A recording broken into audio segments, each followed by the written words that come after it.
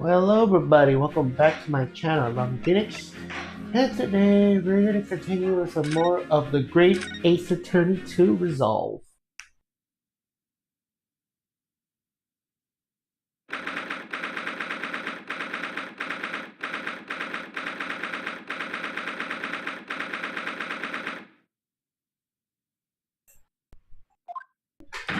Joyful, Julian, jumping jacks!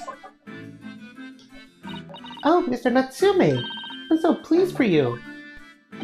Locum student Mr. Naruhodo Squire, and non-locum judicial system Miss Miko Tomo 6 squires this. Now, finally, at long last there can be proof. Proof that I'm innocent and proof that my tea is innocent. Ah, good morning, my dear fellows. Ah, Herlock Sholmes! May you drink the tepid tea and fall forever silent! I thought that he was innocent. Oh, Mr. Sholmes, you came! How wonderful! Please, save your duration. I know what you're all thinking. Good morning, he says. And it's barely nearly time for lunch. This corn is really grinning across your face. Nobody said or thought anything of the sort. The truth is, I was determined that today will be the day, as sleep secured me last night, I thought. Tomorrow, for once, I shall not oversleep. I rise early and be present at court to support my companions. Such spirit of determination has a beauty of its own, does it not? Oh yes! And then, I begin to muse on the subject. Why do people oversleep? I query. Why time after time do they make the same foolish blunder? And the answer came to me at once, as if to help me simple. People oversleep because they sleep. Well, is that not a true insight into the matter? Oh, yes! Upon which realization, I tend to experiment. I didn't sleep a week all night. And the results? My first flight, I was exhausted, and began assailed by a fit of drowsiness. Shocking. And so, the conclusion of last night's experiment is this. A good night's sleep is quite simply essential. Yes, I think most of us probably knew that already. While other pursuits are supposed for experimentation, that, my dear fellow, is a scientific method. Oh yes, and more things. Do you remember this? Ah! Yes, of course. It's the poison that Miss Green was about to drink at the hospital yesterday. Oh, you didn't manage to... It was a laboratory test, the bottle was nearly empty, and such inconvenience do not hinder Sholmes. I managed to confirm that it contains cinnamon. So I was right. Perhaps, though of course such circumstantial evidence doesn't prove Miss Green's guilt. I shall leave the bottle in the can. But licking the inside of the neck is not recommended.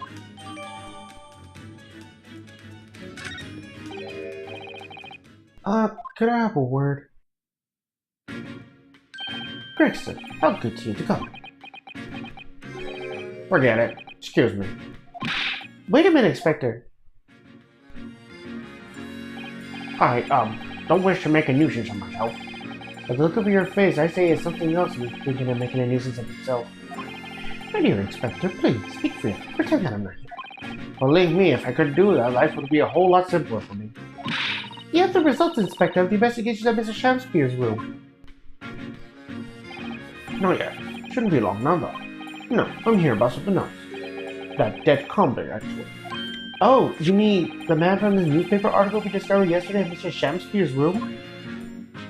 The man by the name of... Ah, yes, Sidon. I went through the archives of the yard and dug out the fellow's file. There's something in there that... Well, it caught my eye. Something caught your eye? What, Inspector, what? I copied out the relevant parts for you, so you can read it for yourselves. Thank you.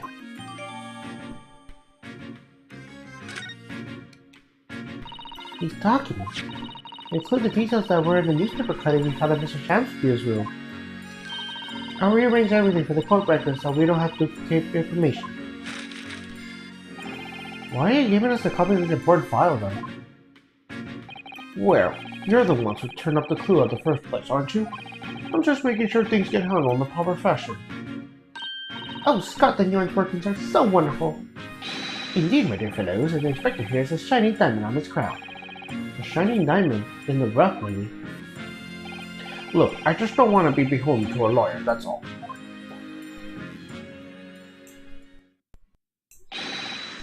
Counsel for the defense and the defendant. Court proceedings are about to resume. Make your way to the courtroom at once. Well, I shall leave you there. I'll be listening in interest at the public gallery. Not nodding off at all. Certainly not. Thank you, Mr. Schultz. I'm rather tired of seeing Mr. Mushrooms and floods of tears pushed away. So, the best of luck to you. Welcome, student Mr. Naruhodo Squire. Yes, Mr. Natsume? It's time, isn't it? Yes, this is it. Miss Olive Green and Mr. William Shakespeare. This is going to be the final battle.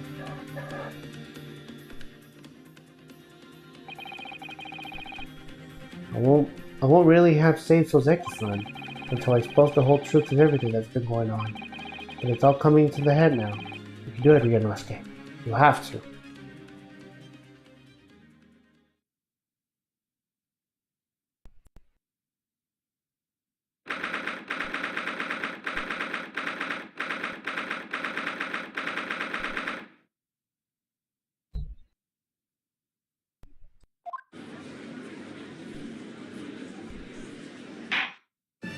In the name of Her Majesty the Queen, I hereby declare this court to be in session again now.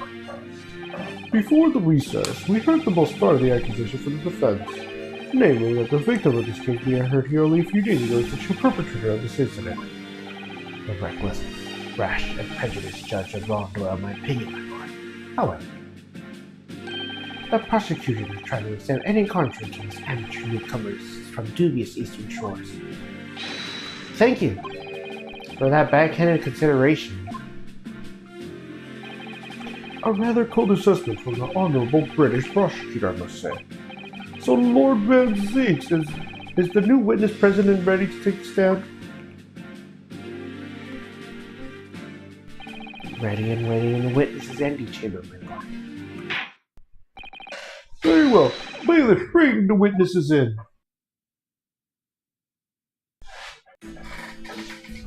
Oh, there they are.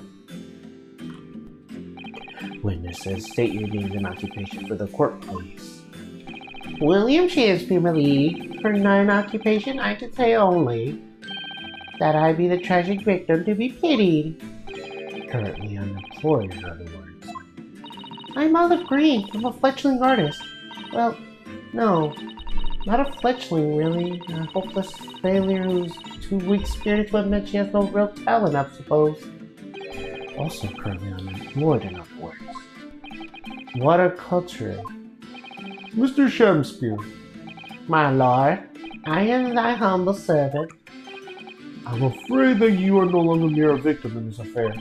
The possibility has been raised that you are in fact the assailant attempting to take the life of your fellow lodger. The part you have played in this whole business will be thoroughly scrutinized, I assure you. I would for nothing else, my lord. And Miss Green. Yes? You are aware of the reason you were summoned to this courtroom today, I presume? Yes, the officer did explain. He said I poisoned this ridiculous buffoon. And do you accept the charge, Miss Green? I don't know anything about any poisoning. And I don't know anything about this man. Come, lady. Die to live. Surely I know not the prickly pigmented personage. Very well. Let us proceed with the matter at hand. That being to assert whether or not Miss Green has any involvement in this affair. So very strange indeed. Why would you suspect me? I barely ever go to the East End anyways. It so happened that I passed by that neighborhood 6 days ago, that's all. Now on the night that this man was poisoned, I was still in the hospital fighting for my life. Yes, having been unfortunately caught up in the incident on the street outside the Garabet household. The incident that rendered you unconscious for some 3 days. I was struck in the middle of my back by a knife, though no fault of my own, and now I'm under suspicion? What other irrelevant things might I be suspected of? It's all very disturbing. Your energies may be best spent worried about random knife attacks, I feel, Miss Green. At this point of time, all that appears to connect you and Mr. Shakespeare's lodging is the Briar Road incident from 6 days ago. That's why. We would like you to testify informally now about exactly what happened. Oh no! That incident 6 days ago? You mean you want me to relive that awful accident? Unfortunately, yes. Please tell the court what happened that day. And of course, we will be interested to hear from you about your movements that day too, Mr. Shamspear. Eh? But what happened 6 days ago has nothing to do with me being poisoned. Let us proceed then. The witnesses will present their formal testimony to the court. On the subject of the incident that took place on Briar Road the evening of the 17th of February.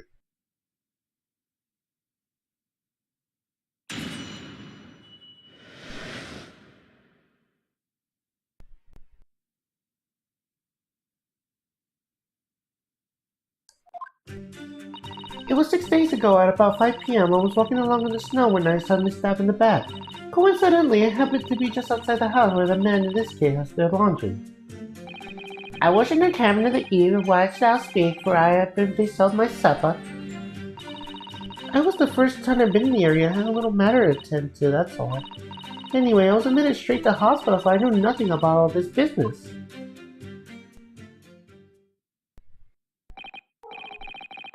Yes, the second incident of the week is well believed to be aptly described as the haunted laundry.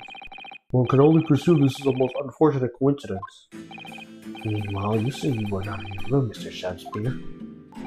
'Twas the following morning when I did awaken that I learned of the dire events. Mary, what a commotion did the officer law make on the floor above mine. When Sozaki-san was arrested on suspicion of attempted murder. As expected, there is nothing connecting these two witnesses but happenstance. It's true, it does seem as though they're unrelated at first glance. But I'm not so sure. There's something lurking in the shadows here. I feel certain of it. And this is my one and only chance to expose it. Counsel, you may cross-examine these two witnesses if you wish. Yes, my lord.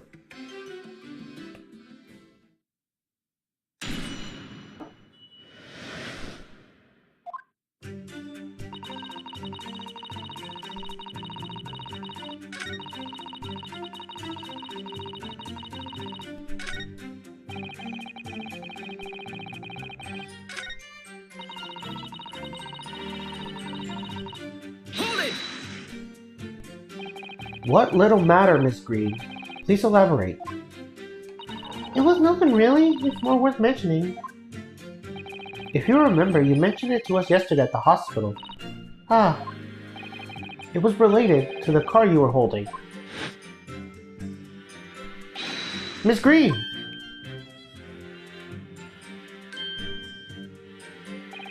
What was that? She clearly just hit something behind your back. From memory, I believe the card contained a note from Reed. I have information regarding the death of Duncan Ross. What does that matter? This has nothing to do with Duncan. Excuse me! Mr. Shamspear, do you have something to share with the court? To be or not to be? That is the question. Ah, pray forgive me. The great parts were sprinkled from within me from years of thought. Don't tell me it's because you're possessed by Shakespeare's spirit, right? Hearing Miss Green's words a moment ago seems to make you think of something. Something of relevance, perhaps? Well, night-night, sire. 'Twas nothing at all. Presumably you know the name, though. Mr. Duncan Ross, I mean. After all, you were both lodgers of the same house. I would be a worse so, but sadly nay. Laundry be my lonely occupation, sire. My laundry fellows be rarely known to me. So you haven't heard of him, even though he passed away in the room just one floor above yours? Miss Green. Me, my lord? Have I done something wrong? The card that was mentioned before, containing the note, do you have it upon your person? I do, yes, but I don't need it anymore. In fact, I should throw it away, really. Before you dispose of it, the court will take it as evidence, please. Of course, that's what links Mr. Shamspear and Miss Green. It's Duncan Ross. Now, continue with your testimony, please, Miss Green.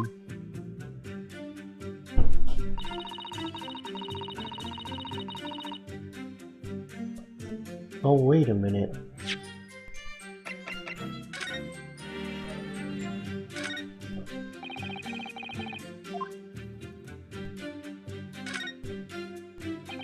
Do you remember when we found this tore up piece of envelope? Yes, of course, it was in Mr. Shakespeare's room. For some reason, it suddenly started to bother me. The way it's been ripped, I feel sure I've seen the same pattern somewhere else. Ah, I wonder if it could be what you're thinking of. The envelope with Miss Green's card name. Yes, that's it. I'm putting them together now, let's see. They go together perfectly. This swap and the envelope clearly plots with this card.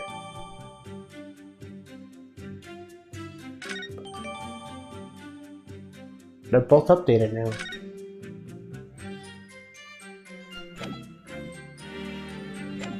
Alright, well.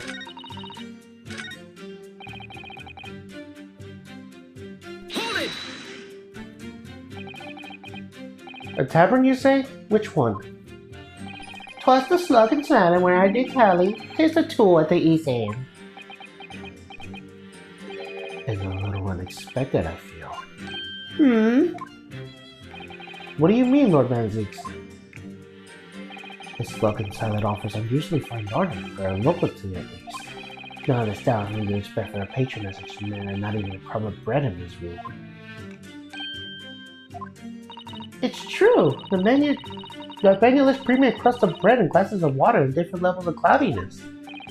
I would have expected grub scramble at the local facility for more appropriate for your needs. Watery soup and mushy peas, or rather, soupy water or pea like mush.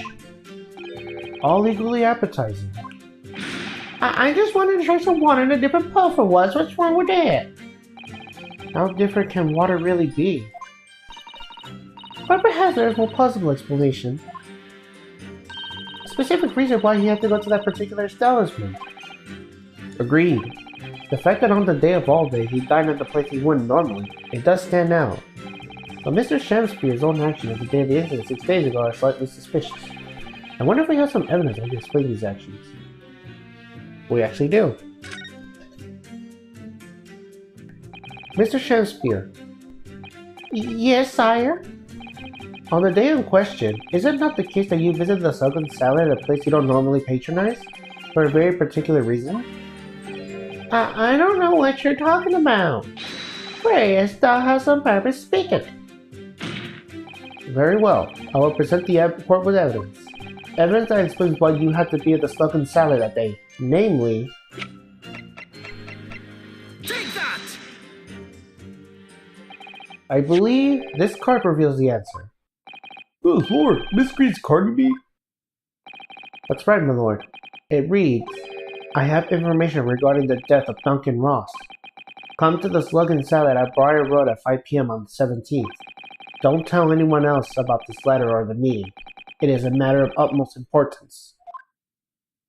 Mr. Shakespeare, your actions on the afternoon of Miss Green's stabbing are exactly as described in this note. Ah! Personally, I find it hard to believe that that's a coincidence. Don't you, Mr. Shakespeare? Well... Excuse me, can I say something? Yes, Miss Green? That card is delivered to me. It doesn't have anything to do with this odd man, does it? Well, you think so, yes, but it's hard to believe it's merely... My lord, may I? May you what, Miss Green? I'd like to make something very clear about that card. Very well then, you may amend your testimony to include details about the particular note. This note was delivered to me at my address. There's nothing to do with this odd man next to me here. Well... Objection! A day before the incident, exactly 1 week ago now, this note was delivered to your address. And upon carrying out the instructions in the note, you find yourself in hospital. Yes, I did. It's terrible, everything that happened to me. Yes, it is terrible. If it's all true, that is. What do you mean? Miss Green, have a look at this, please. It's the torn-off end of the envelope. Oh, is it? And it so happens that it fits together perfectly with the envelope of the note you received. Where did you find that? In Mr. Shamspeare's room. Eh? In my room? Mr. Shamspeare, do you perhaps remember this note from somewhere? Well... Your actions that afternoon follow the instructions in the note to the letter. Come to the Slug and Salad on Briar Road at 5 p.m. on 17th, and so that's exactly where you went. Let me ask you again, Mr. Shamspeare. You already knew about this note, didn't you? And you, Miss Green. What did I do? As this twirl ending the envelope proves, the note was originally in Mr. Shamspeare's room. So how is it that it came to be in your possession? I don't have a first idea. I'm just a fledgling artist after all. There is only one explanation. You broke into Mr. Shamspeare's room and stole it. You did what? Sorry, how did what? You broke, that was in my room? What on earth do you want with me? It would seem that both witnesses need to testify again.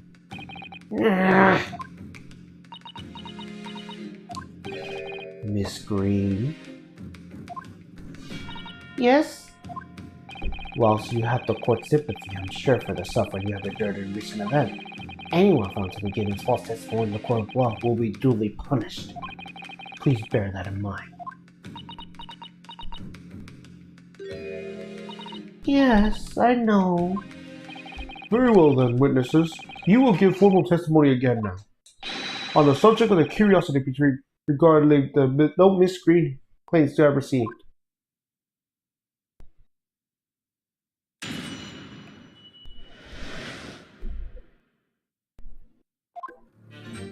I do remember now. Just a week ago, peradventure, that note was delivered on to me.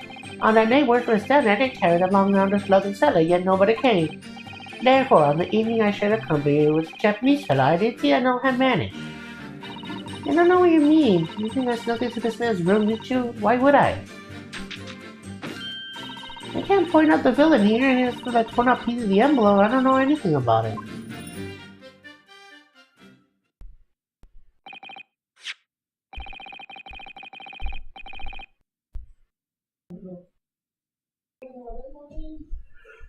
You now claim you received this letter, do you, Mr. Shamspeare?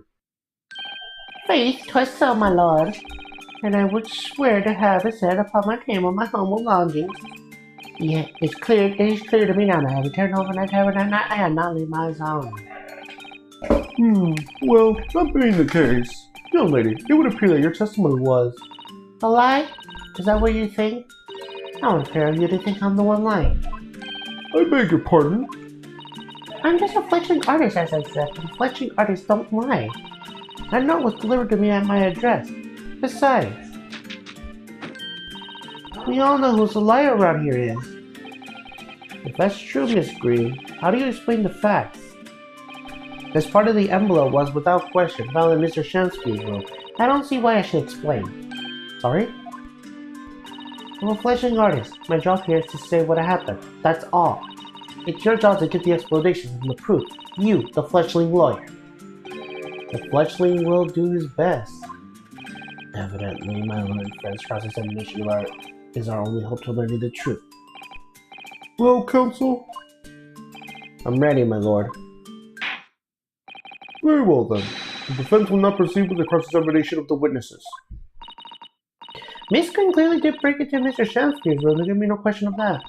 And that's how she acquired the note. Yes, two facts are starting to lead me to the possible explanation for all of this. It is not a pretty one.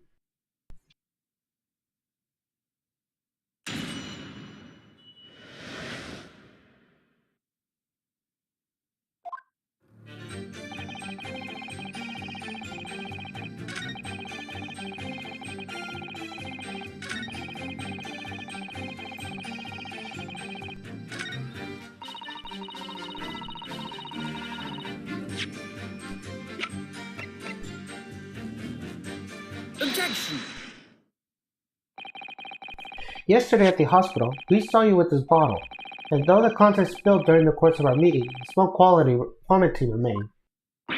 Ah.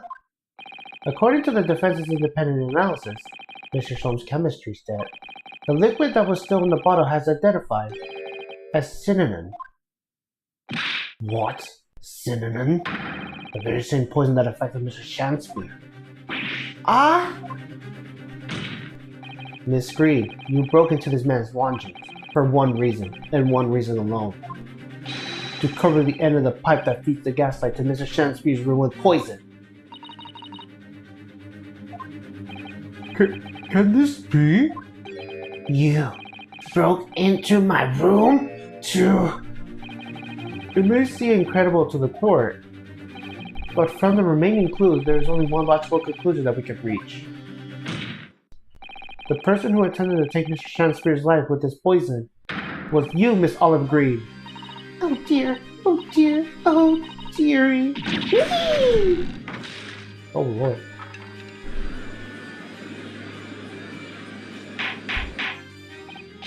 Order! Order! Counsel, are you seriously suggesting this lawyer put poison on the end of the gas pipe to attempt to kill?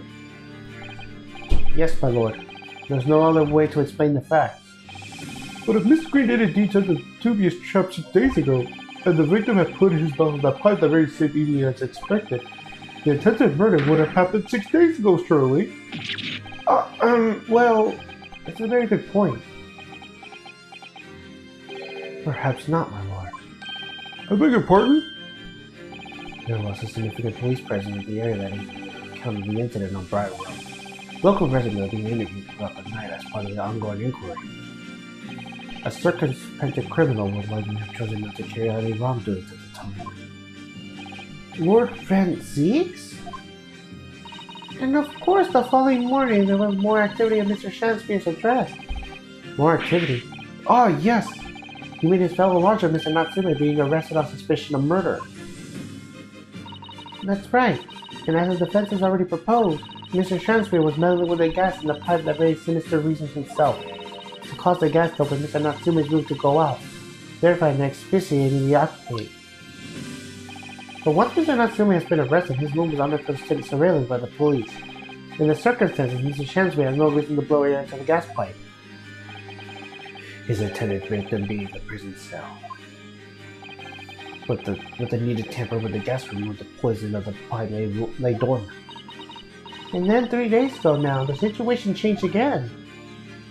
Right, Mr. Natsume's trial, which took place here at the Old Bailey, came to an end. The trial in which the man was accused of stabbing Miss Green in the back, but was duly acquitted. That resulted in Mr. Natsume returning to his lodging for the first time in 2 days. And that very night, his gas stove mysteriously went out, and Mr. Shanspeare was mysteriously poisoned.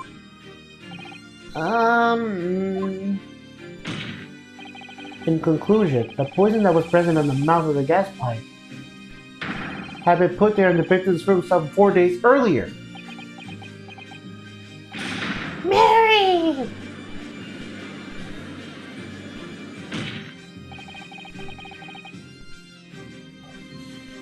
With that new understanding, it became clear that this letter was all part of the plan.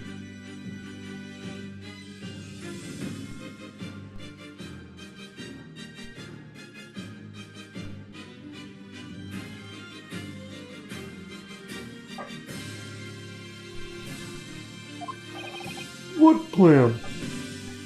The court will recall that the note gave instructions to visit the Slogan Salad at Meyer Club, and that the recipient should tell nobody else. The reason for those instructions are not clear. To ensure that the lodger would not be at home at the stated time. To make sure I wasn't home? Exactly. While you were out, Miss Green could safely slip into your room, knowing that she wouldn't be disturbed. You mean to say that letter was written by Miss Green? Yes. And in order to cover her tracks, she took it away with her when she left. Just after she smeared poison over the mouth of the gas pipe in your room.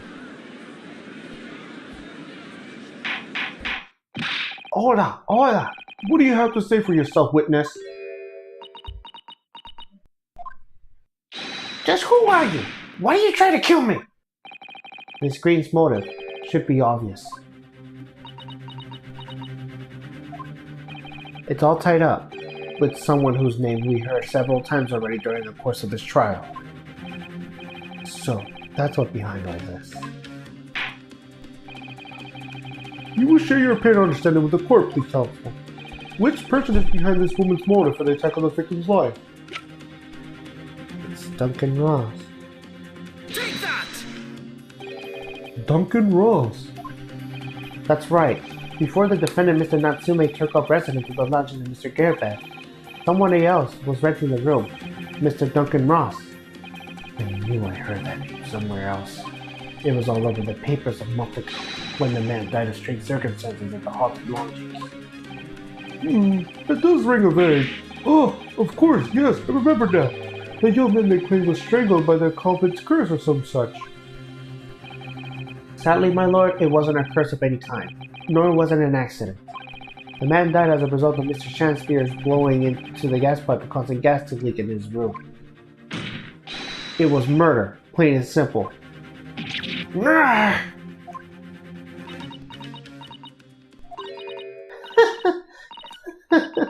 Well, what do you know? The world is so unfair. Curses, curious death, that's all people care about. If it's an interesting story they want to know, it doesn't cross their mind that real people are involved. And once they're bored, just 1 month later, once the story lost its appeal, everyone's forgotten him. You mean you... Duncan was... Mr. Ross was Miss Green's fiancé. Fiancé? You may not have known until now who Miss Green really was, Mr. Shakespeare.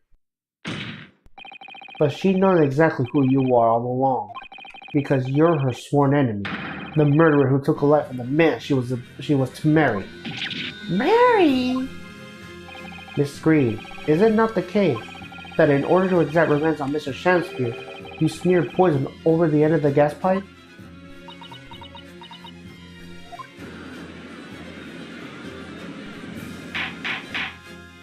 This is all quite extraordinary. Am I correct to my understanding that you now accuse both party counsel, each in different counts of murder?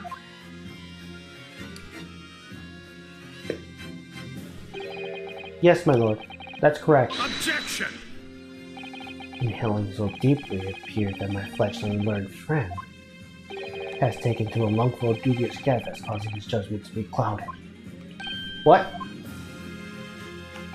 Why would Mr. Shakespeare have wanted to kill the launchers, as you say? You have completely failed to provide a motive to sustain your accusation against the man.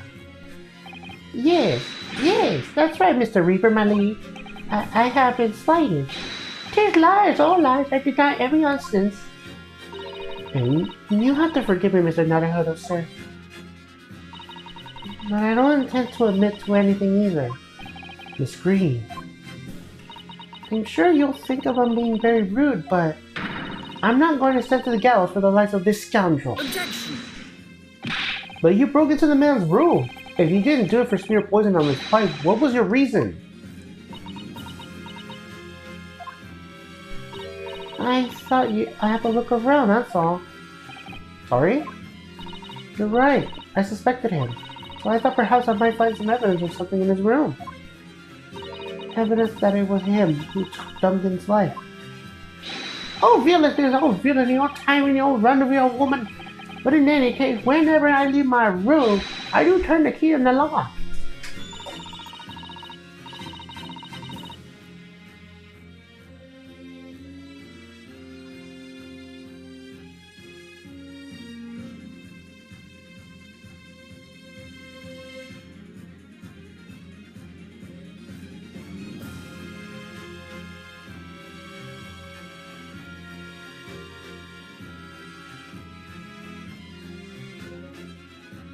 That place was falling apart. The locks of the doors are no different.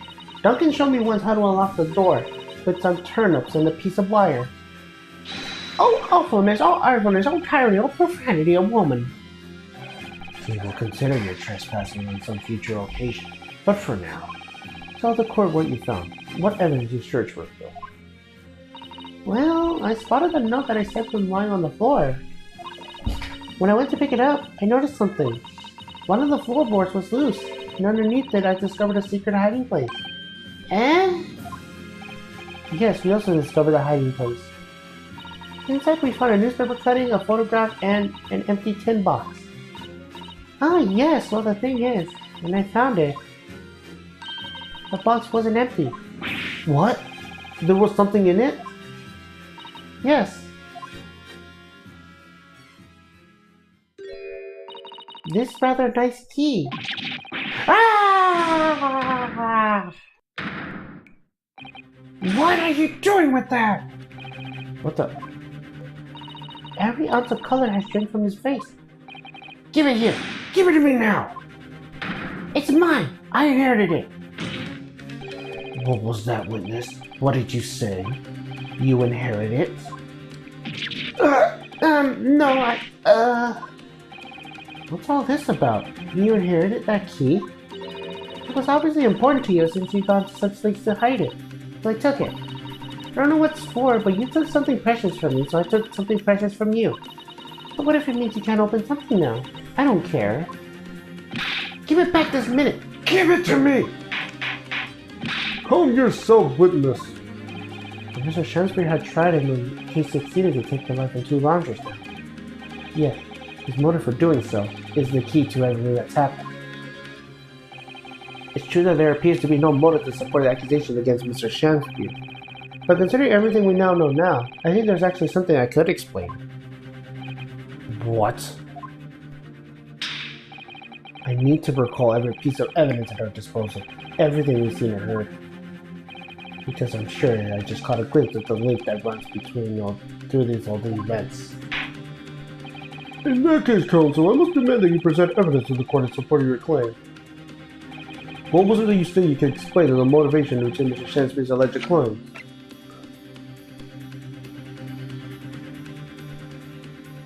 Take that!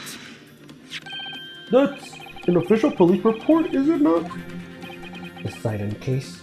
How did you get hold of that? Sidon? Now sadly deceased Mr. Ross and the defendant Mr. Matsumi. I only have one thing linking me. The fact that they have lounges in the same room. Well, yes, we know this, certainly. A room that was formerly occupied by Sidon. Until, that is, he was arrested by Scotland Yard for his involvement in multiple burglaries. I see. And it so happens that the convict Sidon left behind one very substantial mystery when he died. The sum £1,000 worth of loot that he stole, which is yet remains to be found.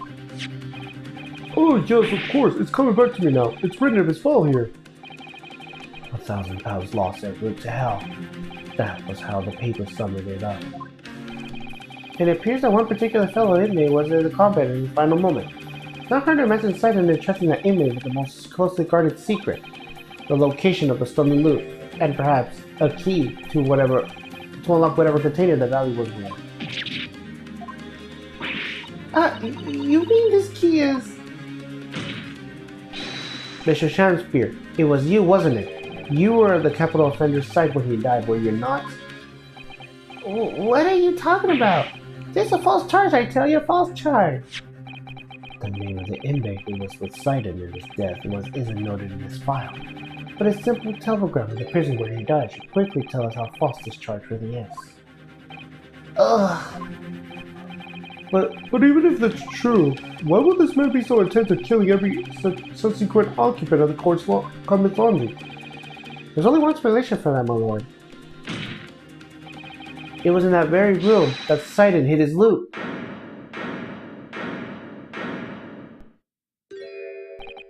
So, it all comes out.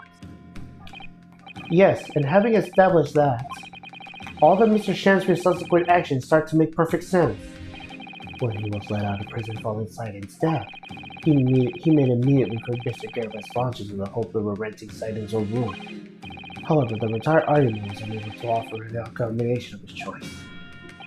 Because Sidon's old room had already been let to somebody else, Mr. Duncan Ross.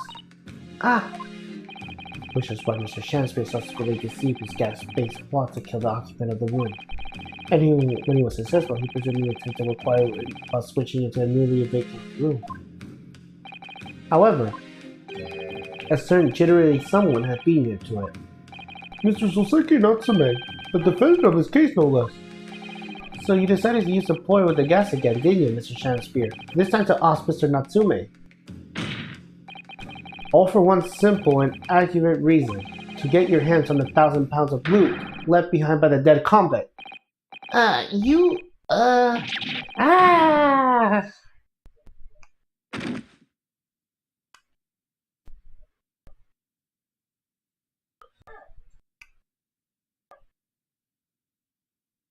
Looks like I'm gonna stuff it before they get to stretching me neck. Listen, I want you to have me loot. Anything. To stop the coppers getting their mitts on it. It's hidden in the room where I was launching when they got me.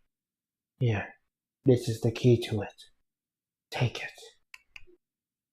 Always stay one step ahead, mate. See you in hell, I guess. Shakespeare.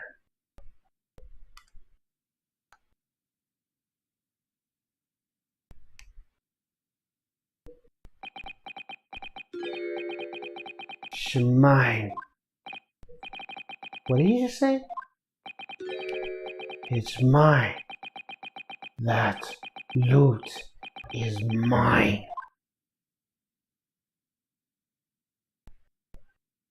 Oh Lord. Mr. Shakespeare? It's all lies. I don't accept any of it. Why should I? After all, you don't have a shred of evidence. You can't prove I killed that fella.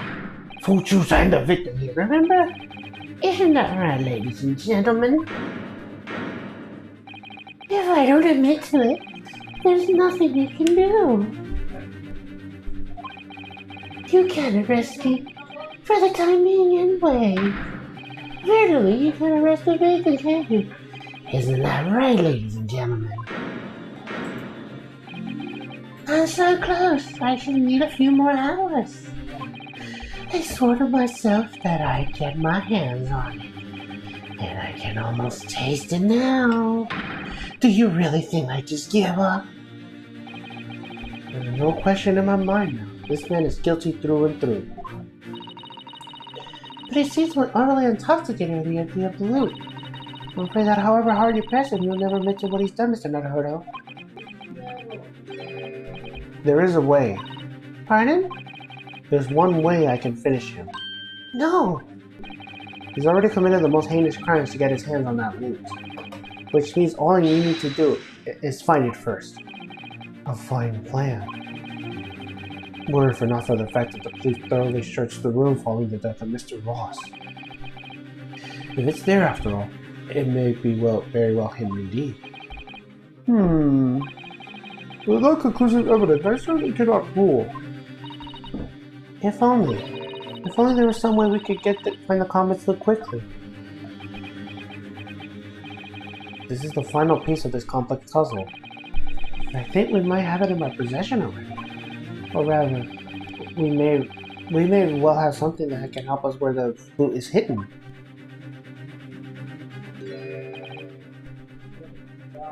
My lord.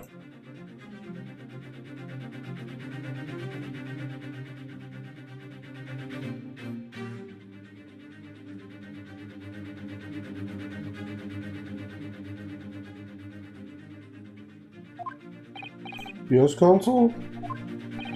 Defense would like to make a proposal about how to find the late convict's hidden loot. I believe we are already in possession of something that could give us a clue to his whereabouts.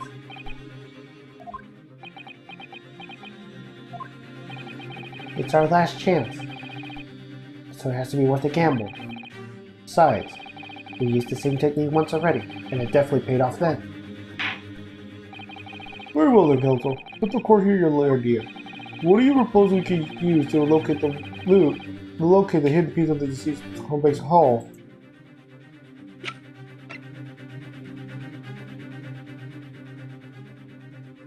Take that! If I'm not mistaken, Those are Mr. Shanspeare's handprints on the wall of his laundry. That's right, my lord. Exposed are the result of the defense independent investigation of the scene. Based on the wonderful new discovery of the field of forensic science by the great detective Mr. Sholmes. The great detective? Is that some kind of joke? Do you really think I'm going to be daunted by a man with such a ridiculous title? I should think the great barber had to recognize his title when he hears.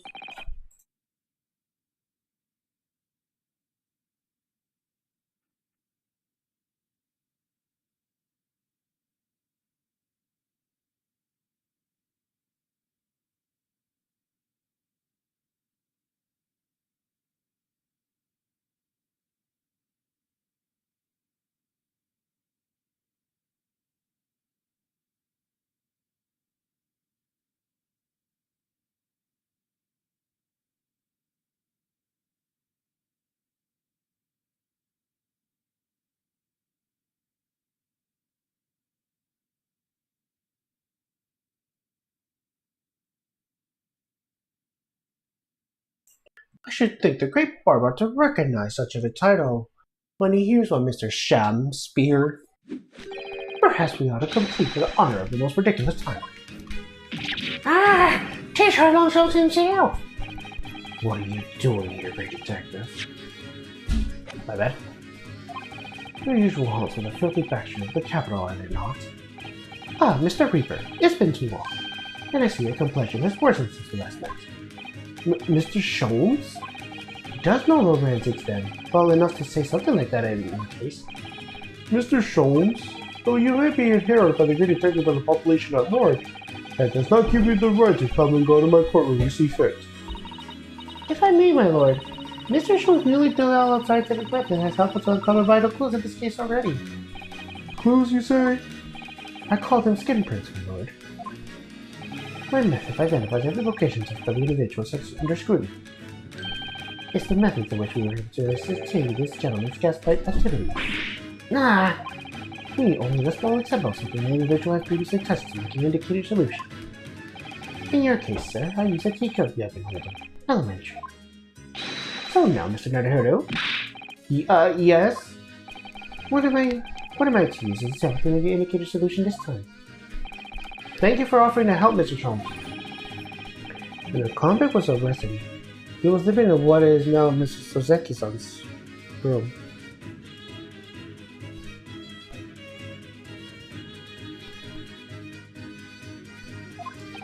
You need a sample to locate site and sleuth that's hidden in this old room. What form does sample take?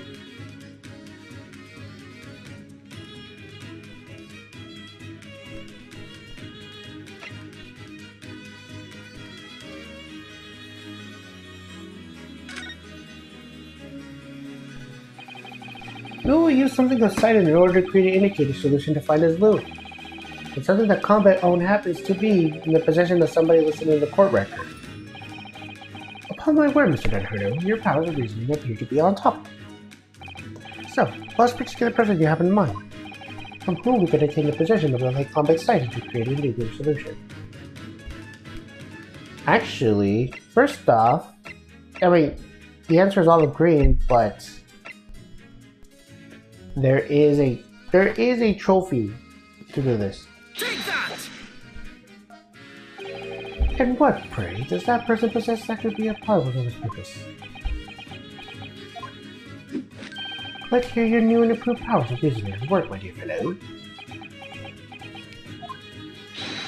Dear me, your left eye just twitched. Are you currently incorporating a elaborate excuse?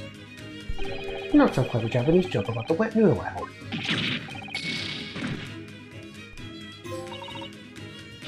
The noodler. Yep. That was on purpose, too.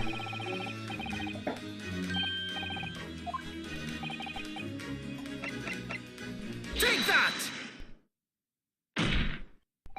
Miss Green. Me? What do you want with me? The key around your neck, if you please.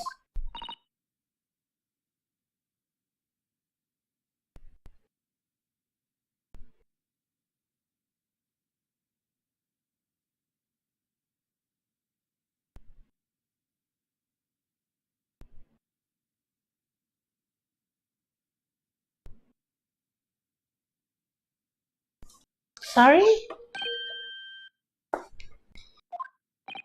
The key belonged to Sidon. There will be remnants of secretions about a man's skin of its surface if we could use. Very true. That is the example we need. Using it, we could create an indicator solution required of Mr. Schoen's skin print seeker. And find out exactly where Sidon touched the road he used to rent. Mr. Shakespeare, as one quake to another, I assure you, if the Lake Compass Hall is hidden somewhere in this full memoirs. I shall uncover it in no more than 30 minutes. So, Mr. Shakespeare, the truth is well within our grasp out. As such, you will never get your hands on Sidon's stolen wealth.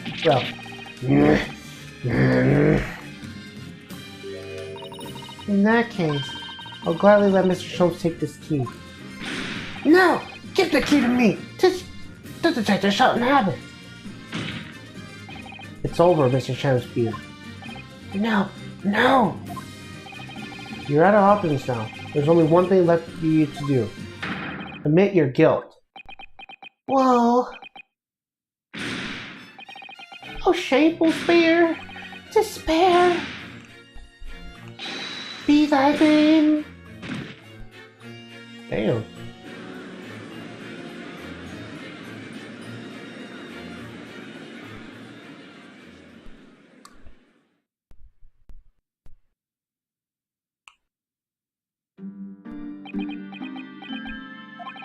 I never intended to kill the man. I just wanted to drive him out of the room. That's all. So you have time to find the convict's all the stolen goods? Yet, after you killed the young man, you still didn't move from the room to the room. I asked the landlord, of course. I pleaded with him, but he refused. Why? I was 3 months behind the rent.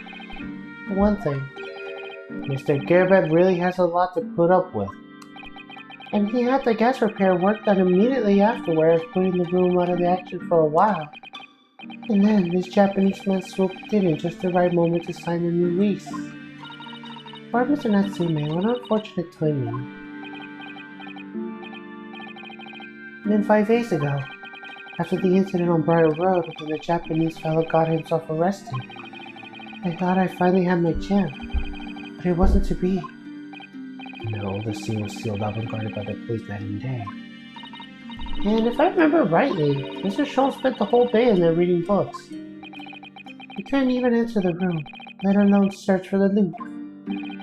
Which is why on the day Mr. Natsume was acquitted and returned to his room, you once again try your trick of blowing air into the gas pipe that feeds the stone of his room. Unbeknownst to you, however, that action will lead you to a deadly trap.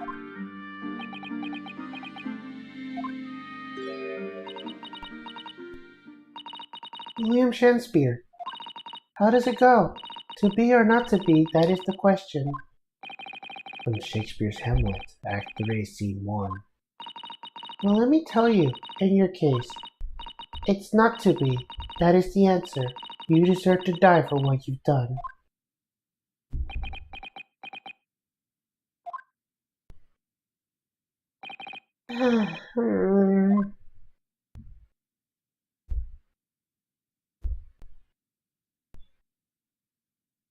Wow.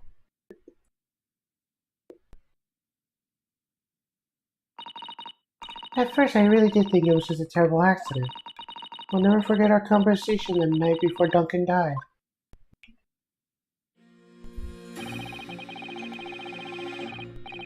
The gas supply and manure laundry are a complete disaster, you know, Olive. The gas supply? Yes, the stuff always seems to go out in the middle of the night for some reason. That's no joke. They say it's the convict's curse. Oh, Duncan, please don't stay there. I don't care how cheap it is. Alright then, if that's important to you, I'll start looking for a new place. There's spare rooms in my house. Why don't you leave that horrible room tonight? No, I better not. We said we wait until we graduate before we told our parents, remember? But that was the last time we ever spoke. That very night, he fell victim to the gas. If only I'd known it was going to happen, I have insisted he left the horrible room that instant. But instead, all I have left is with bitter regret. I stopped going to school, but something kept drawing me back to the house on Briar Road. I saw the stooped Eastern-looking man with the mustache coming out of the house one day when I was there. He walked up to the row of grubs grubbering for some food, so I followed him and sat myself down next to him. He had some watery-looking soup and started to pick up a pour with the publication. That place is cursed, I tell you! Cursed! It goes to that comic who used to live there. It's trying to suffocate me! I wake up in the middle of the night, freeze to death in just a stomachache now. The room is full of gas and I can hardly breathe. But the pipes have been checked, no problem there. It's like, I'm the problem. That's what they're thinking. But how can that be? Duncan was gone and now this man had almost suffered the same fate. Could it really be a curse? Then I remembered. A rumor I heard about the gas companies go around investigating the gas installation. A rumor? Oh, you mean... Yes, everybody heard the stories I've seen about how they go around checking the pipes. And when they're connected to the gas, can be extinguished by blowing the air into the pipework. That's when it started. A little flicker of doubt in the back of my mind that just wouldn't go away. Was it really an accident though? Once I had the idea, it wouldn't leave me alone. It plagued me day and night. So I bought this at one of the black markets at the East End. A black market? I've never been. I just heard people talk about them. You really can't buy anything you could think of there. In some ways, being able to get my hands on this so easily made me even more determined. I had to find out one way or another. Was Duncan's death an accident, or was it murder? Their chosen method of establishing the truth was simple, but highly effective. Smear poison on the gas pipe you suspect the man was tampering with, and wait. If Mr. Shakespeare was innocent, nothing would come of what you've done. But if he was guilty, he would pay for his crimes dearly. I found out the name of the man I suspected, William Shakespeare, and then I wrote him this little note. I have information regarding the death of Duncan Ross. Come to the Slug and Salad on Briar Road at 5 p.m. on 17th. Don't tell anyone else about this letter or the meeting. It is a matter of utmost importance.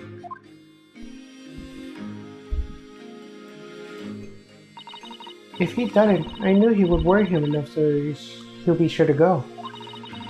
So I waited to see if it worked. And of course, Mr. Shakespeare followed the instructions to the letter.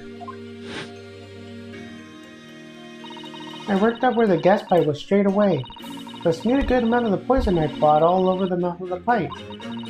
At the time praying that the devil's work wouldn't be done, and that was all just one wild fantasy. Actually, no. All the time praying that the devil's work would be done, and the culprit would just get his just desserts.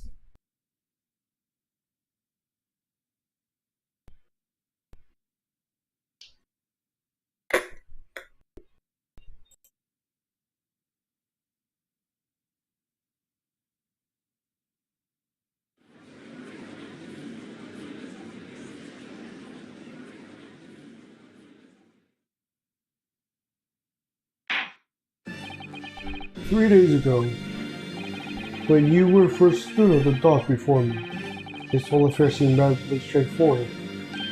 Yes, my lord. I certainly never imagined the death of definitely that I should secretly find lurking behind the scene. It has been a long road, my ubiquitous friend. Oh, yes! And I'm one I certainly did best in walking with you. Nevertheless, together we have reached the light of the end of the tunnel, as it were. Miss Green. Yes, my lord? You will henceforth be stripped of your freedom, as punishment for the attempted murder of Mr. William Shakespeare. Yes, I know. And you, Mr. Shakespeare, you will be tried for the murder of Mr. Duncan Ross in cold blood. The associates would have took the murder of Mr. Soseki Natsume here present.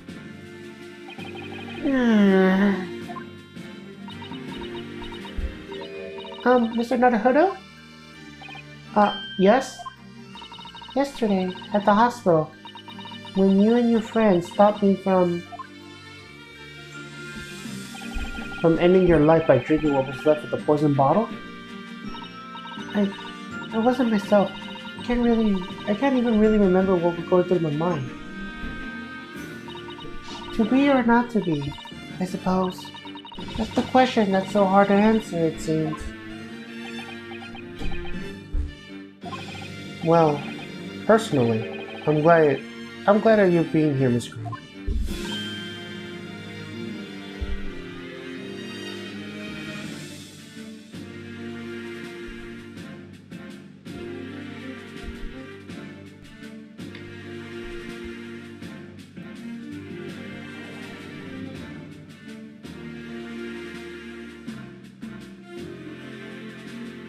Oh, and I'd like to believe that it's a blessing Mr. Shanspring didn't die when he ingested the poison.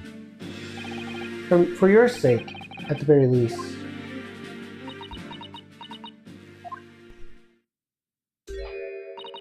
Because of you, I chose life, not death. And now you made the truth come out at last. Really, I can't thank you enough. Oh, Miss Green. Mr. Soseki Natsume. Yes, my lord? The court declares that you are exonerated from all blame on this matter. Accordingly, I will call upon the ladies and gentlemen of the jury to present the verdict of not guilty. We are in full agreement, my lord. In that case, I hereby declare the defendant not guilty.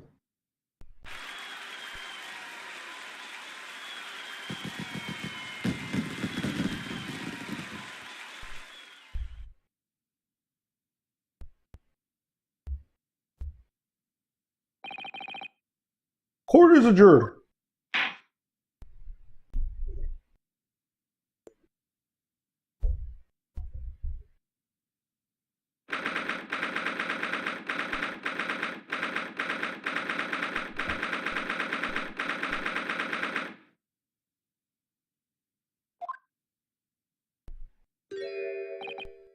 Oh, yes, yes, at last. Divine justice duly done. Divine justice? My dear fellow, if there were any divine justice in this world, you would shave that mustache. No, this has nothing to do with my mustache. Some say it's a luxurious mustache. It's a sign of physical prowess, Mr. Sholmes. All comes to the Mr. Naruhodo Squire. Once again, you saved me from doom. I'm very happy to be able to help, Mr. Natsume. Congratulations on your acquittal. You're second in almost as many days.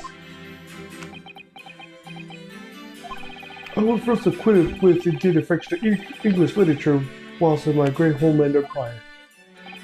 And then, by the twist of fate, I was brought to the land that bore the fruit of that literature. Only, the city of bricks and mortar became my prison. Try as I might, I never found my feet here. In the end, I confined myself to my room and lived life through friendly old books. That's such a difficult time, haven't you? But a week ago now, I dragged you out of that dark and deadly room, didn't I not?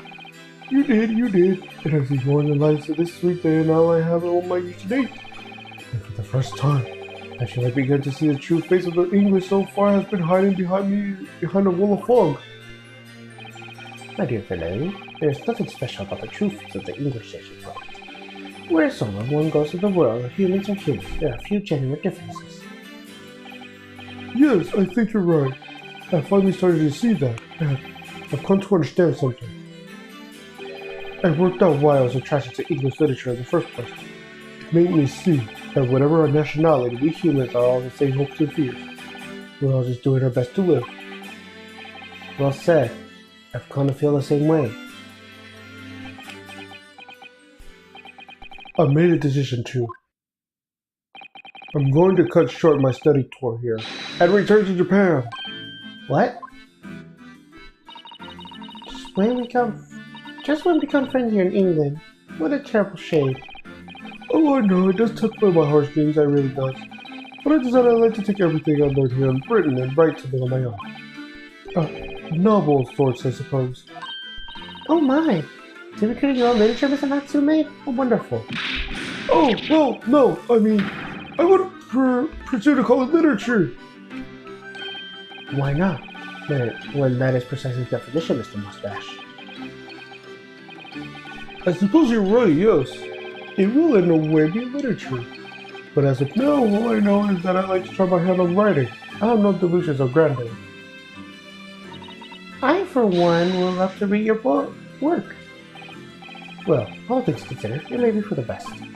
After all, we have once again emerged victorious from the battle with the Reaper. Ah, that's very true. There is no salvation for a person in the dock when the Reaper and the Prosecutor. The desire to return most cases a purple save of your homeland is one I quite understand. My goodness, yes, faced with such a terrifying prospect. Nobody will consider that cowardly, I'm quite sure. But that's not why I'm leaving. I mean it. He took the ejection. And that was the case we found ourselves involved in 6 months now. Suzuki-san did indeed return to Japan and submitted a report in both cases to the government. It was on reading that report that Professor Migo Toba prompted to visit the scholar. And barely any time later, Susato-san was given the news about that she must return to Japan as well. On the back of a telegram stating falsely that her father had fallen gravely ill. The only possible explanation that comes to mind is what happened after the trial on the following day. The day that we uncovered the loot hidden by the now deceased combat hub in his former laundry.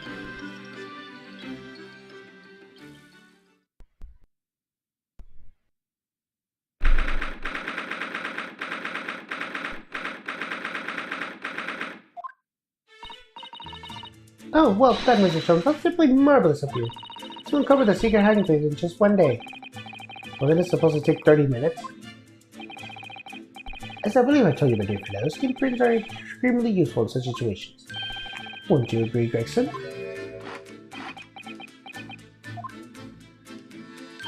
Gracie's been happily munching his agreement this whole time, you know, Harley. Happily? I think perhaps humorously might be closest to the truth. So, it transpired the man fashioned in hiding place of the seal. And what's in it? What's exactly is the loot? Let us look at that if you're ready. Let's examine the late burglar's heart. What is that? It looks like some sort of neckband or collar. A collar? It's huge though. And look at all the gemstones set on it. I can see why it's claimed to be worth 1,000 pounds. Maybe I could use it as a belt. Oh, have you noticed on the inside there? There's some dark stain. You don't think it could be blood, don't you? I mean, there's quite a lot of it. On second thoughts, perhaps I wouldn't have it as a belt. Then of course there's this emblem here. A large letter B and a small crown. What does it signify, do you think? Oh, I haven't noticed that.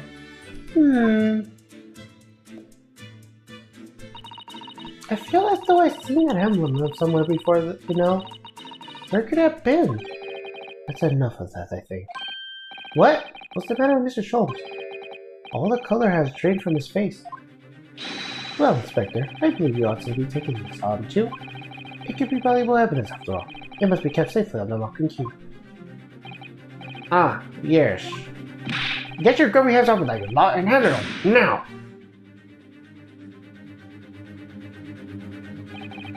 I've never seen a collar like that large before. And all those jewels certainly look to be extremely valuable. But that's not what stood out the most to me. At least not once I noticed them. Those dark marks on the inside of the collar. Those stains. Could they really have been Blood?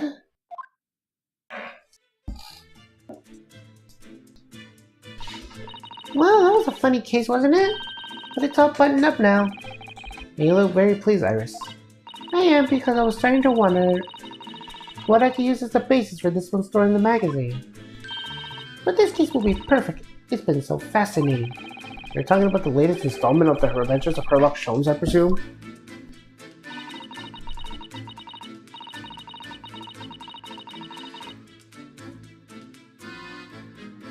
The mystery of the Night in the Mist, and the mustache man in the compic's curse, perhaps. I could make it a two-part story. Oh, I can't wait. A word, please, Iris. Yes, what is it, Hurley? I'm sorry, but you can write about this case. It's out of the question. What? Why not? It's a great case. Then I shall have to insist that you limit yourself to the first of the two titles. The second must never be written. Is that clear? Yes.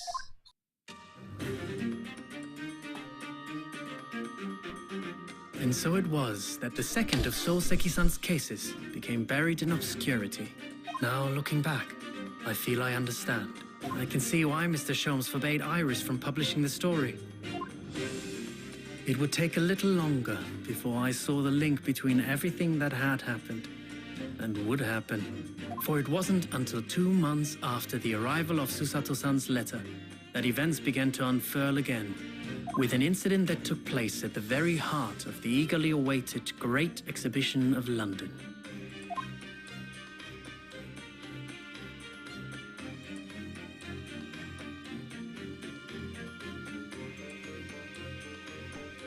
Yep, and with that, the Memoirs of the Clouded Kokoro is complete.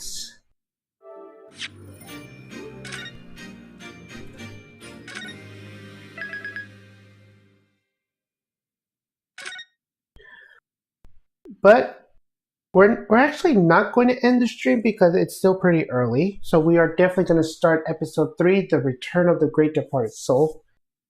But first, I'm going to take a little break for a bit. I'll be back soon.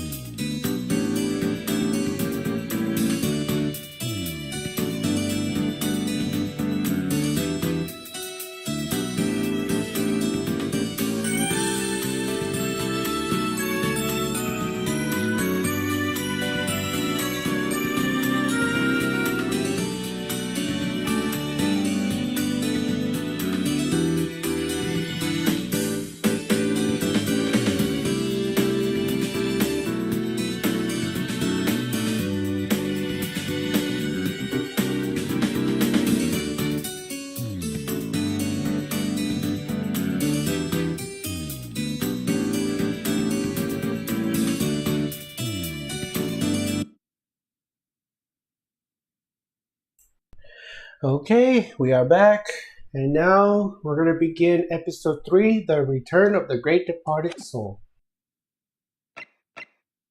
Let's begin.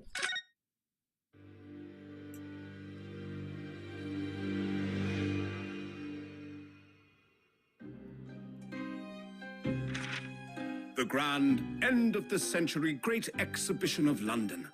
Surely there is not a soul who has failed to hear of it. Wondrous new works of culture and industry from every corner of the globe had converged on Hyde Park, welcoming over 50 million visitors. The last great hurrah of this century. Astonished and delighted people of all nations, and ended on a note of resounding success. But as regards to the terrible catastrophe that occurred during the festivities, very few are aware my friend Mr. Herlock Sholmes had a hand in unraveling the matter. For from the shadows, it was he who earnestly unearthed the facts of the case. And like the centerpiece of the great exhibition, which rose high into the skies of Hyde Park, Sholmes's brilliant deductions, as clear and lofty as the Crystal Tower itself, brought the truth to light.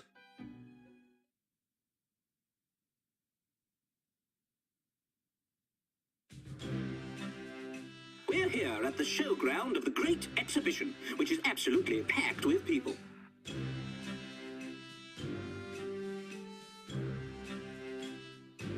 The weather is unusually fine, and we're about to witness a most extraordinary scientific experiment.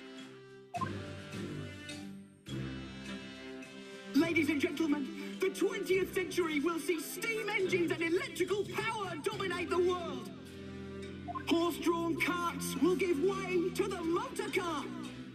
Ships will sprout wings and take to the skies. And today, we showcase even more advanced technology, a glimpse into the future. A world first, a demonstration of my super high voltage instantaneous kinesis machine! A man will literally be disassembled by a pulse of high voltage electricity and beamed to another location. Whereupon his body will be reassembled by a series of complex calculations exactly as it was before.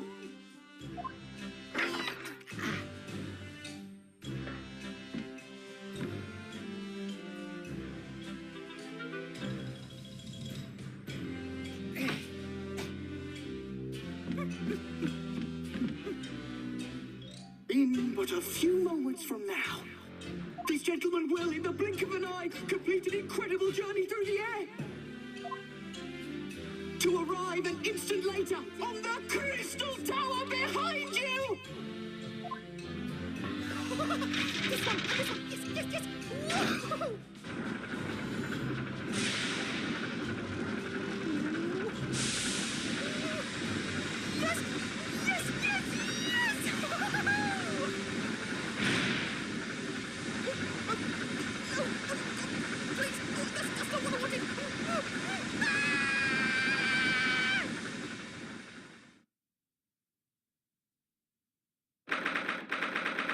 Woo! Well, that was interesting.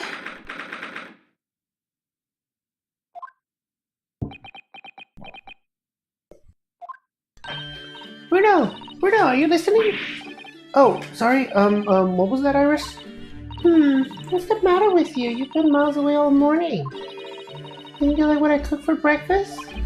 No, it's not it at all. What were we talking about again? Today's paper, it's full of news about the great exhibition again. Ah, yes, the great exhibition. I'll have to go sometime. You're really not your usual self today. You seem really down. Don't you agree, Hurley?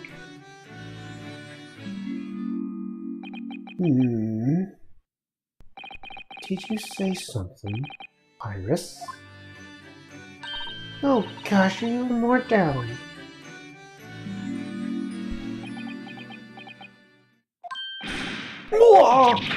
When did you arrive, Mr. Nutherder? I've been here about half an hour already. We had breakfast together. What? Why didn't you mention it before? I thought you might have known I was here, because breakfast? Iris is quite correct. You're clearly lacking in mood. So much so that I didn't notice your presence. Thanks. course, I could deduct the reason perfectly well with a simple observation. What? Let's see. Yes, for example, your total hair this morning with all their unruly spikes. Clearly you can be good somewhere, that. Let me stop you there, Mr. Sholmes, because I think I can see where this is going. My hair has always looked like this. It's always has. Ever since we first met, in fact. Oh, really? How interesting. It just doesn't look like a haircut as such, I suppose. Thanks again. It crossed my mind recently that it's been 6 months now. 6 months? Since I was forbidden from working in court. So I've been wondering how much longer I'm going to be banned. Oh, well, I can explain why you seem rather glum. Don't you agree, Hurley?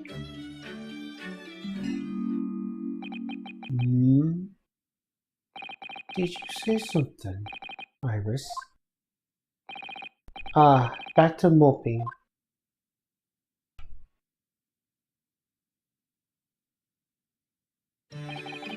What's the matter with Mr. Schultz today? He seems even more down in the dumps than me. I know, and it's a great exhibition is open. You think he'd be excited? Oh, why don't we all go see it together? I want to. Of course I do. But I can't. Not for the time being. Why not? Why not? Why not? Because I'm a great detective after all. You're involved in some great case that you can't be distracted from. Is that it? I remember hearing that you're working on the case, Hurley. I suppose I should try to find out what's going on.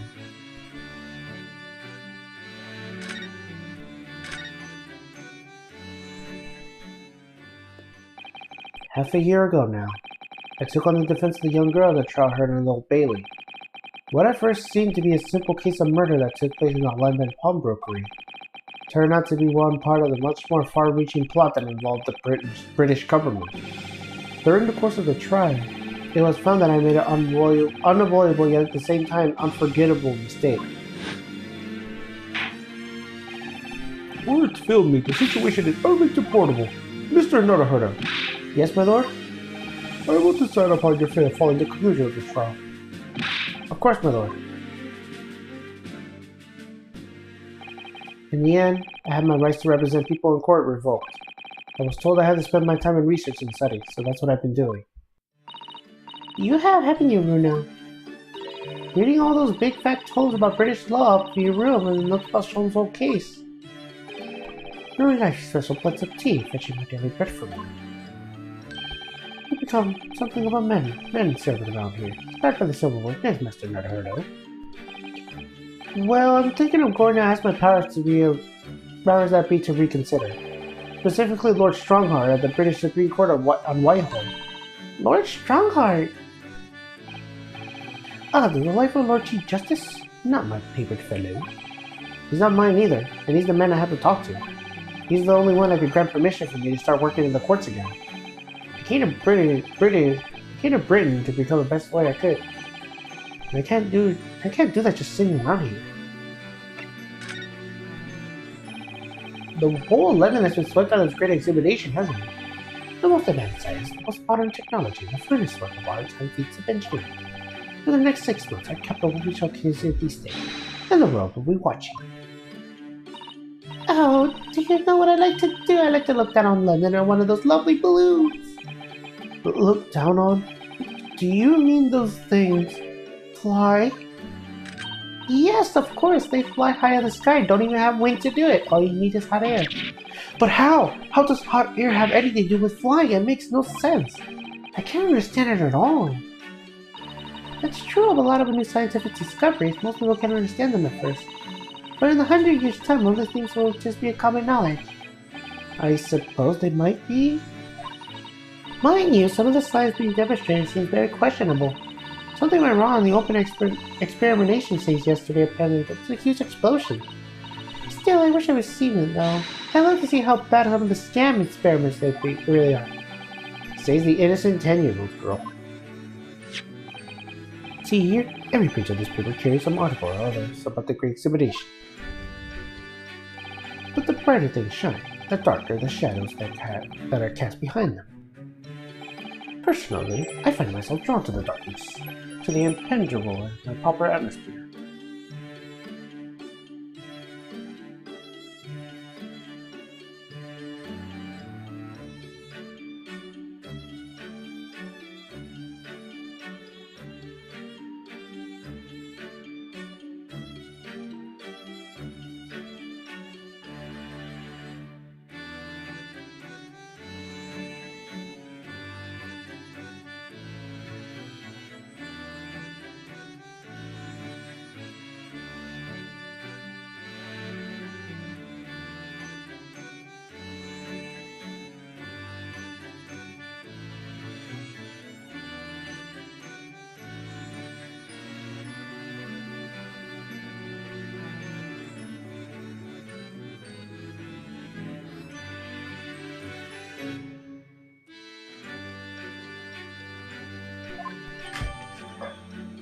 Alright, we got the newspaper now. Shadows cast behind? Is that a metaphorical way to refer to the back page of the paper? Yeah, let's actually take a look.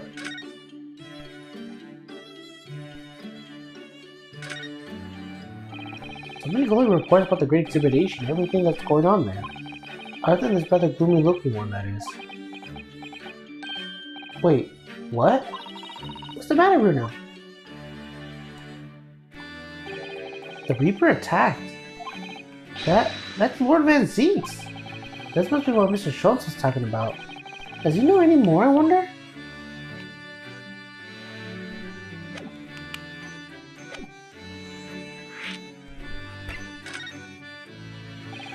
Are you investigating a particular trickery case at the moment, Mr. Schultz? You could say that, I suppose. Nothing more to add? It's not like you. What sort of case is it? Shh! Quiet, Mr. Nutherda. We must not discuss it here. We never know who might be listening. You're acting very strangely, Hurley. What do you mean, Iris? Well, usually, the more mysterious and complicated the case is, the better Hurley's mood. Oh. Is it really a case that's bothering you? Iris, please, you must exercise the absolute powers of observation and deduction without invitation. Remember what I always say. Put yourself in the shoes of the individual whom you make deductions. You say that, do you? You, Mr. Schultz? Never mind. Once I had a cup of tea, I must make my way down at once to the crime scene. That was a deep sigh. It says on the paper that Lord Van Zeeks was attacked. That's terrible. You know the legend of the Reaper of the Bailey, of course, so do you? Only too well, in fact. Yes, Prosecutor Barrett Van Zeeks. They say that if the Reaper is the prosecutor in the case, there's no salvation for whoever's in the dock. Even if the defendant is found not guilty. Once the Reaper has someone in his sights, one way or another, that person's time left on this earth will be short. London's finest rope always finds a way around the law. Will stop at nothing to secure an acquittal at trial. Falsifying evidence, spraying sham witnesses, threatening jurors, bribing judges. But even this devious actors says these cannot save them from the hands of the Reaper. As you're experiencing it yourself, haven't you, Mr. Nutherda? Yes, I've seen the Reaper's retribution at work. Many of the criminal rogues are reckless and quite unafraid to die. If a leader among the fraternity has seemed to have been taken by the Reaper, retaliation like this does occur. Really, the capital has a never-ending supply of such scoundrels. So, do you mean Lord Van Zeeks has been attacked like this before? This isn't the first time? He's quite an accomplished combatant, you know. He doesn't take these attacks lying down. Although, it seems that his assailants were armed with guns this time. Oh my goodness, is he alright then? Is Lord Van Zeeks hurt? My dear fellow, how on earth would I know? Well, in the article here it says, as to what of Lord Van Zeeks and his condition, all will be revealed in tomorrow's morning condition. Huh, I see. Well, we shall have to be patient. No, I can't wait till tomorrow. In that case, I shall have to inquire with somebody in the know. But who? Lord Strongheart, perhaps?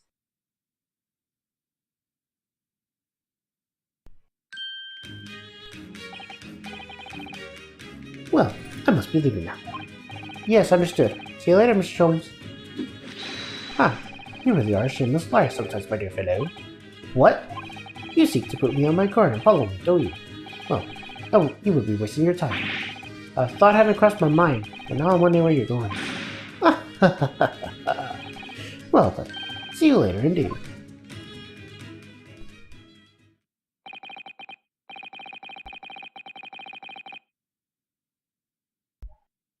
Listen to him, he's still laughing on the way out of the door. Alright then, Bruno, let's get going. Oh, Iris, what are you wearing? I got a chance to go to my great exhibition. You're going to take me. What? But I was supposed to go to Supreme Court. Oh, well that sounds fun too. You're going to take me there then.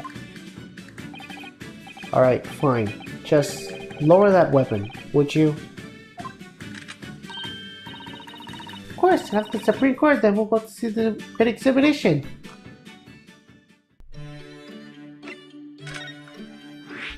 Well, I guess we should get going.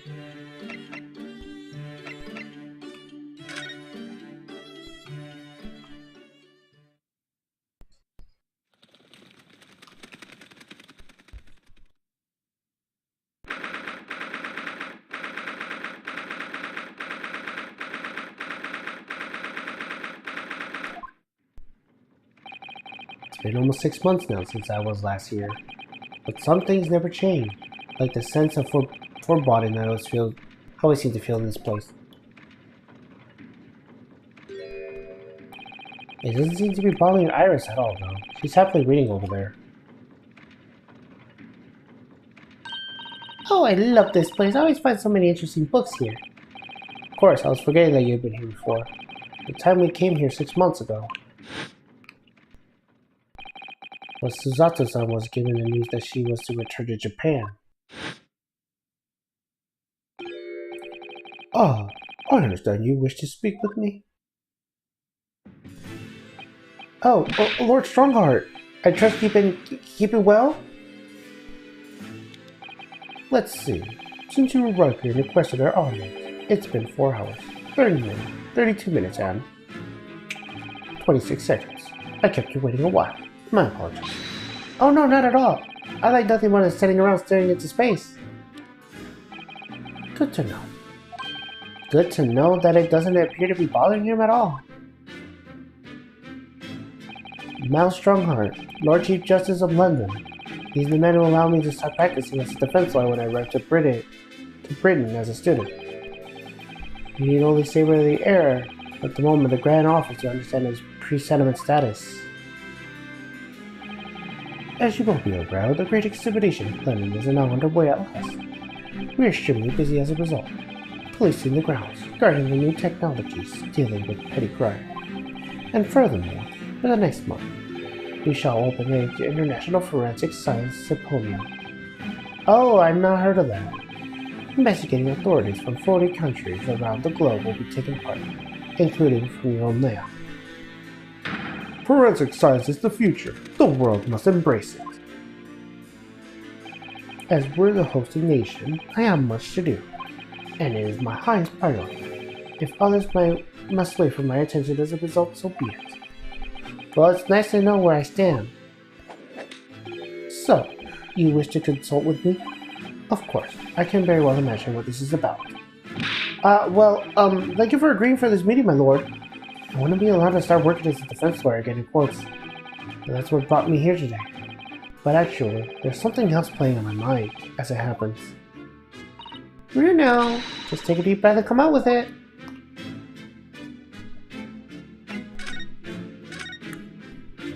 I actually came here today to ask you for your permission. Go on. 6 months ago, my right to work in the court as a lawyer was revoked and I was told to spend my time studying. Obviously, I'm very sorry for what happened. But the thing is, it made me understand what it really means to defend somebody under the rules of the foreign justice system. And I desperately want to have another go. Please, permit me to enter the courtroom again. Mr. Naruto. Yes? Here it comes. I'm sure you haven't forgotten your position here, have you? At best, you are a substitute for your compatriot. this was never your intended role. Well, that's true. The Japanese government actually sent my best friend on the study tour, not me. Should have been Kazuma. He was so determined to bring change to our own justice system at home. That was his calling. If that tragic accident hadn't happened, I wouldn't be here in this office now. Mr. Asogi was my best friend, you know. That's why I can't leave it unfinished. I had to fulfill his calling for him. His calling, you say? Has it never occurred to you that perhaps you know nothing of his true calling? Sorry? The mission that which the young law student was charged. What do you suppose it really was? What do you mean? Mission? He's not making any sense.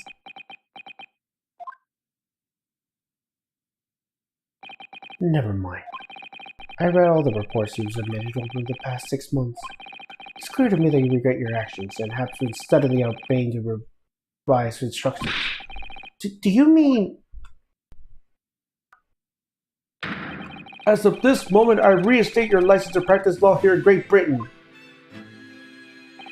Thank you. Thank you very much. That's wonderful news, Bruno. In fact, I believe I have a perfect case to mark your comeback. A curious affair. You'll consider it, I hope. Of course, please tell me more. You described it as a curious affair? Yes, that's right. I believe it has reported in the press. Are you aware that there was a serious accident at the Great Exhibition yesterday? Oh, no. Yes, I read about it. A professor from Germany tried to carry out a crazy experiment. Let me see, how was it described? Super high voltage instantaneous kinesis, I think? Instantaneous kinesis? As if moving things with the click of fingers?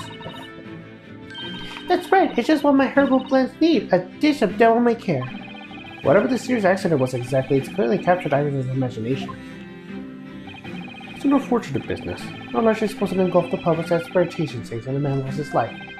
I started Mr. Odiyama, and then a well-known figure at society. A large explosion. A man died? The man responsible for the experiment was Professor Albert Harebrained. He was detained immediately after the incident and was due to appear in court tomorrow. On the charge of murder. What? Murder?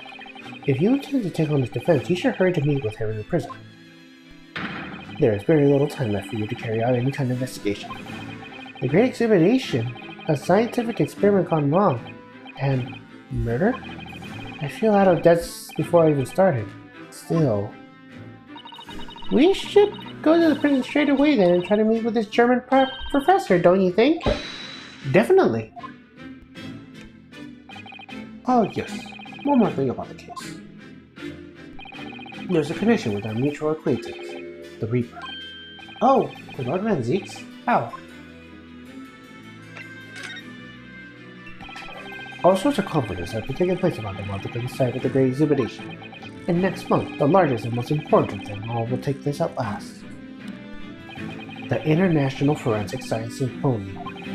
It does seem as though criminal investigation needs to embrace scientific methods, doesn't it? Exactly. Ah!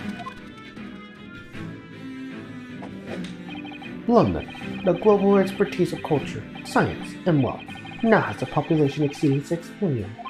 Sadly, crime in the capital is growing and the similarity startlingly. So it's imperative that we use the latest scientific methods to investigate and resolve crimes as efficiently as possible. Which is what known as forensic science, isn't it? Exactly, the future of policing. Oh. Regrettably, however, Britain is currently dragging its feet when it comes to the adoption of forensic methods. Oh dear, that's alarming. Exactly. It's extremely alarming. Ah! If I were Her Majesty's Attorney General, you can be sure the numbers of crimes committed and resolved in London will be very different to the current figures. And I can cite 12 solid arguments and 223 individual reasons to support my claim. Sorry? I really apologize for keeping you waiting earlier. I shall detail everyone now. What? Oh, how fascinating! It all began 15 years ago. I was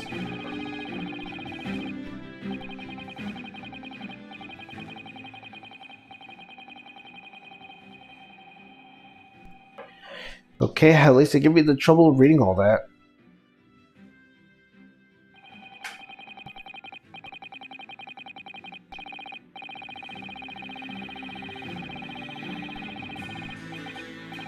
And that's more or less sums up my feeling on the matter. In the simplest of terms, and of course, simplest of terms, my ass. Essentially, to formally establish a forensic investigative division within Scotland Yard. That is my mission. Oh, right, yes, that's wonderful. Exactly. Wonderful is precisely how it would be. Iris isn't paying attention at all. We got her nose on another book now. Oh, is it over? Did you learn anything useful? I actually drifted off the most part. He's surprisingly adverse about forensic science. Right, we should present this. Oh, that reminds me. Have you seen this? The reports of the open memoirs success is a great exhibition, of course. No, not that. The story on the back page. What story? The Reaper attack. Ah, that. You enjoyed some victories in court against my #1 prosecutor, have you not? Poor Mr. Reaper. What happened to him?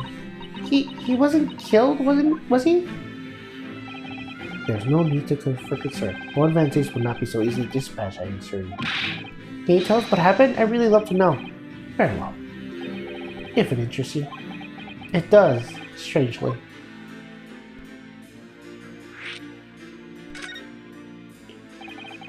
Fortunately, Lord Van Zix emerged from the attack unscathed. Street ruffians are no match for that man. He is a very capable fighter. But that's incredible! They were armed with guns! What was the attack, though? Do we know? It's related to events that occurred a month ago. A leader of one of the capital criminal organizations was indicted and prosecuted by Van Zix. But the man was acquitted. I've known that large sums of money were involved behind the scenes. Large sums of money? A deplorable situation. Members of the jury were bribed, it seems. However, despite winning his freedom, the man in question met a dramatic end yesterday. But you're not suggesting that he was the work of the Reaper, surely? The victim's henchman certainly seemed to think so. He was a man by the name of Admin. Mr. Odie Admin. Did you say Admin?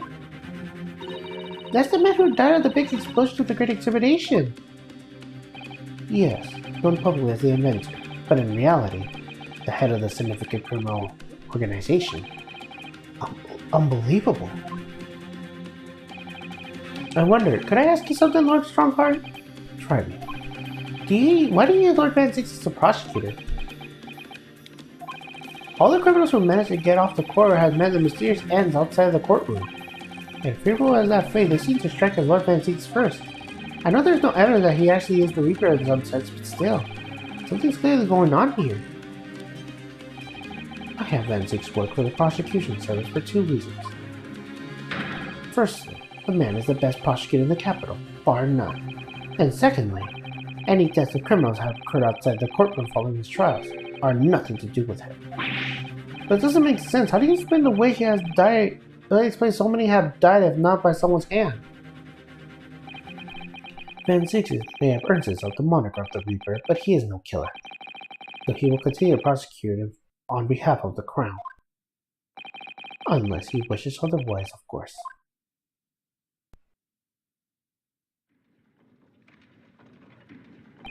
Well, I must be leaving for my next engagement. I'm already 11 hours and 16 minutes late. My colleagues might be starting to fidget.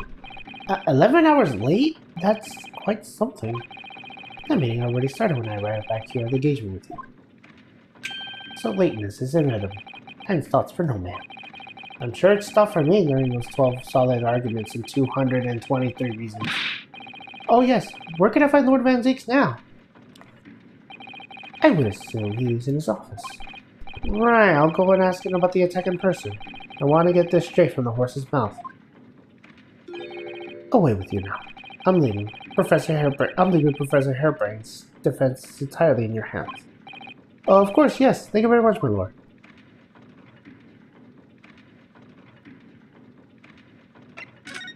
Alright.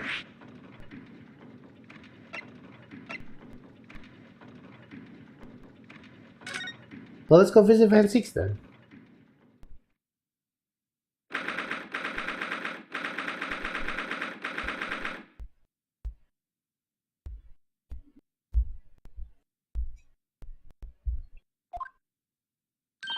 Ooh, this is the legendary Reaper's office?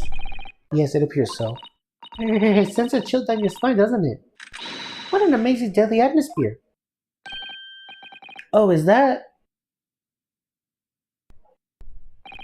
That hooded figure was so still I didn't notice his or her presence. I wonder who it is. What are you doing here? Ah!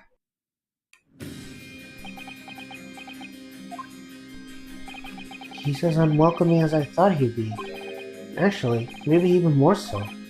Oh, I'm glad to see you're well. I am. So, who's the person over by the wall being punished for something? Something or another? No punishment is taking place here. Oh. That's my apprentice, and he's sitting there on his own free will. I didn't know you had an apprentice. It must be the same person who was pictured in the newspaper. He's very able to combat and especially to kill for anyone under my tutelage. Are you referring to the attack on the Reaper that was reported in the papers? The Reaper? I'll be interested to know what the Reaper's true identity myself. Assuming, that is, such a fatal fiend generally inhabits my great courtroom.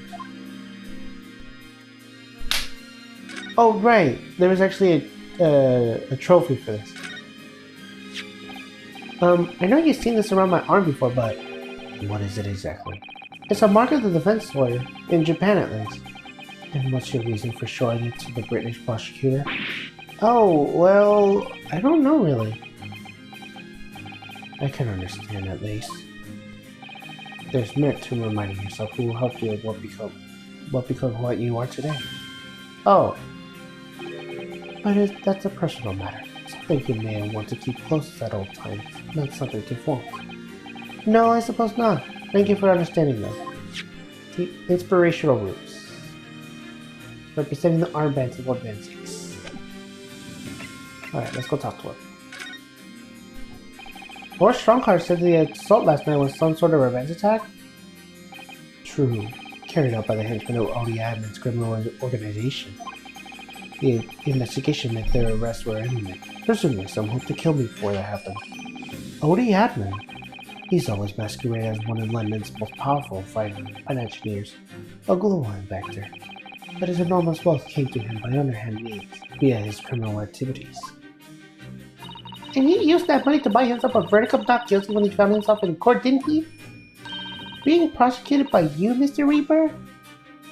But the man got his comeuppance in the end. Yesterday, in fact, in extraordinary circumstances, it was the most unusual cause of death.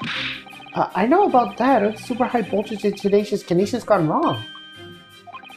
Mr. Admin died when the demonstration of the public experimentation stage ended in an enormous explosion. Correct. And you think I have some kind of divine ability to cause an accident like that to happen, do you? Well, no, that does seem a little far-fetched. If this really is the fabled Reaper, then he has to be innocent in some particular death at least. It's strange how things have worked out, isn't it, Reno? You mean, what's with you taking the professor's defense for the trial defense? Well, what? You're going to be defending him? Oh yes, that's right, though I barely know the man's name yet, to be honest. Albert. Albert Hairbrain. That's right. Do you know him by any chance? Of course.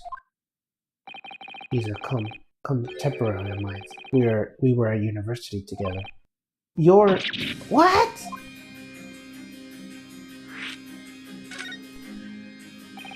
I understood that Professor Hairbrain was from Germany, though. Hairbrain is from a respectable British family. After graduating from the University of London, he moved to Germany to carry out research, and that's all. So you were students together? I was in the facility of law, of course, and he's in science, so our paths rarely crossed. But curiously, we got along, though I've not met him since my university days. I certainly didn't expect our next encounter to take this form. And with you of all people representing him. Ugh. Only if I make it out of this office alive. He's actually been charged with murder, it seems. Yes, I know. Because the prosecution will be handled by me. By you? But you made it sound like you and the professor have been friends. We are friends, it's true. But why would you do this? If the Reaper is the prosecutor, there's nothing anyone can do to save him. He's doomed.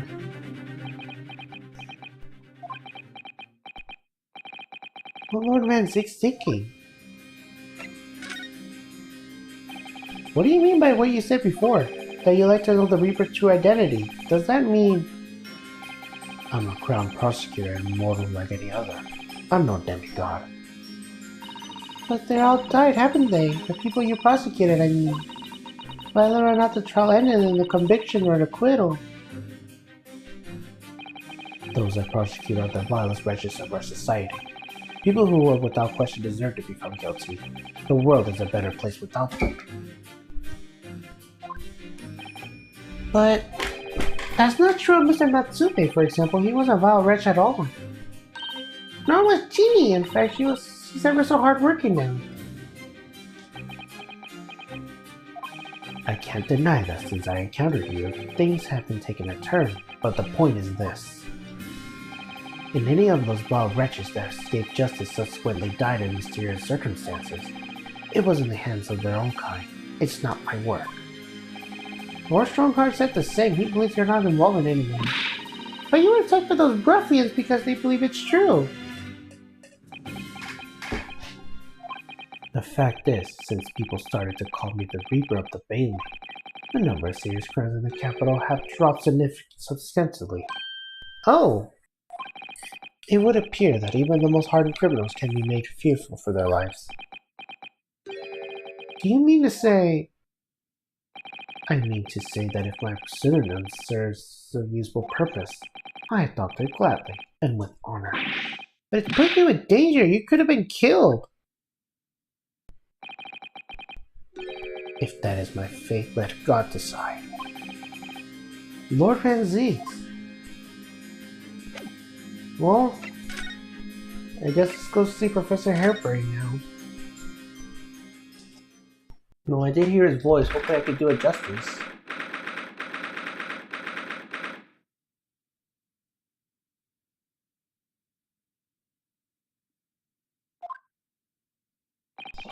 The warden said cell 11. That's the one. Oh, there's someone curled up in the ball in the back corner. Look. What's his name again? Professor Albert Hairbrain, wasn't it? Excuse me, Professor Hairbrain.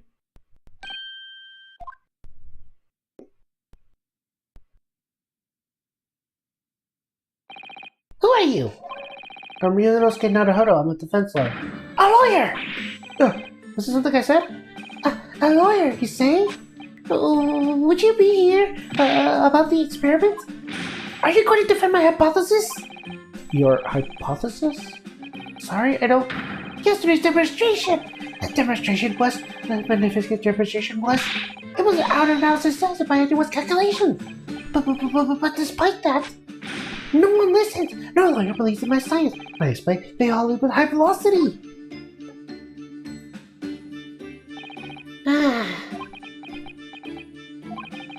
Now's probably not a good time to mention that your seal had made my concentration leave for a while too.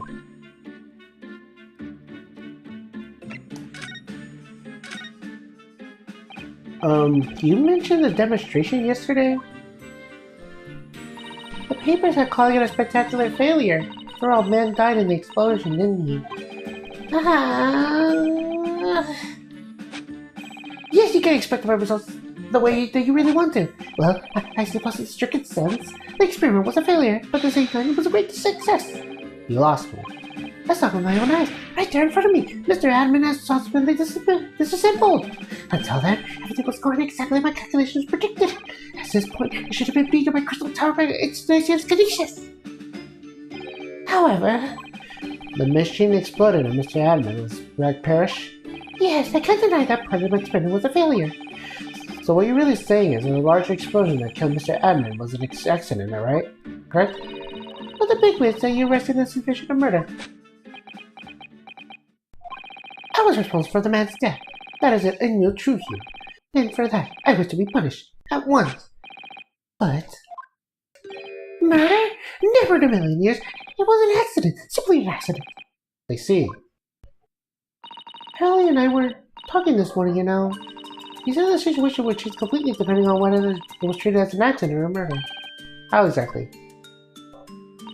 Well, if it really was an accident, then the professor's machine would have kept in protective custody. On what grounds? Ah, yes, it's newly established here in Britain. The Special Dispensation of Scientific Equipment Act. That one passed by me. But if the case was treated as a murder, then they'll say my machine is a murder weapon. Nothing with this poor robot as much as they like. If they examine it in detail, they'll find out how it's made, and then they'll be able to come up with an idea. My precious hypothesis will be stolen. The machine must be protected from that by all costs. That's why it's imperative this whole situation showed us to be an accident tomorrow's trial. Ah, I see now.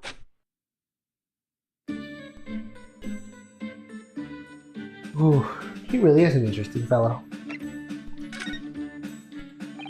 So in short, there was a terrible accident at the Great Examination Soul Ground yesterday. Yes! Or rather no, the devil's in the details. Strictly speaking, it was a terrible explosion. Sounds the same to me. You were demonstrating super high voltage and safety of the key's nieces, were you? Fascinating. Humans, I call matter, are made up of particles that are held together by electrical bonds. So it must be possible, using a significant high voltage, to break those bonds and beam the particles through space. That's it in a nutshell. That's my idea, you see? That's my amazing hypothesis. Gosh, that's unimaginably big high-level science. Oh, but dare to imagine it. Dare to dream of such incredible technology. Just think, one moment I could be there in this cell and the next, I could be the Great Examination again. Well, yes, that could be incredible. But then in the next mere blink of an eye, I could be at the Great Palace Parasiting Theater, say. The possibility are endless. A whole of the vast planet will be within reach. No more hiding in roadways and rocky seats of 50 days. I don't really see it like that. What do you mean, Iris? Well, if he could travel anywhere in the world instantly, the planet would really vast anymore, wouldn't it? I think it would feel like it had shrunk. My word, that doesn't feel right. Oh, what are the implications? What does this mean? Oops, that got Professor Bunny Brain really worried by the look of it. Clearly this is yet another case of just because you can doesn't mean you should, I suppose. The point is, my calculations are flawless. The science works, but without a practical demonstration it means nothing. And that's always the fly on the ointment. Because practical demonstrations cost a lot of money that young scientists like you don't have.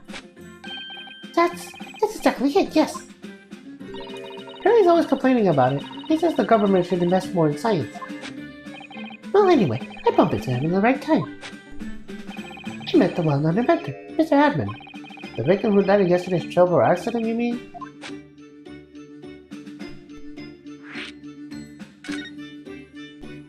The full name of the man who died yesterday's accident was Mr. Odie Admin, wasn't it?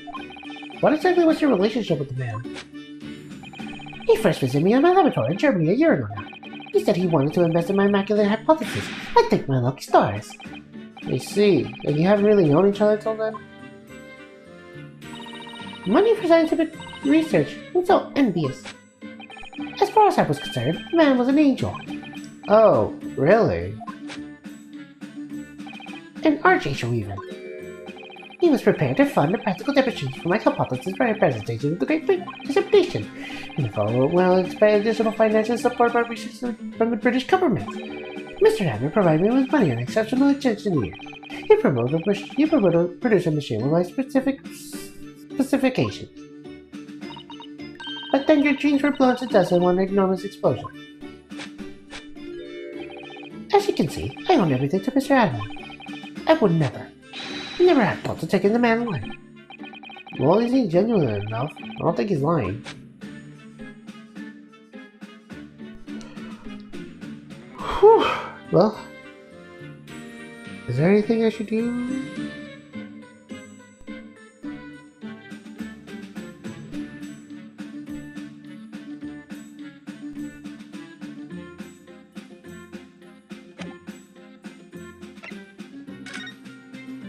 Oh wait, I have to go back to Lord Van Zeeks. I forgot to present something.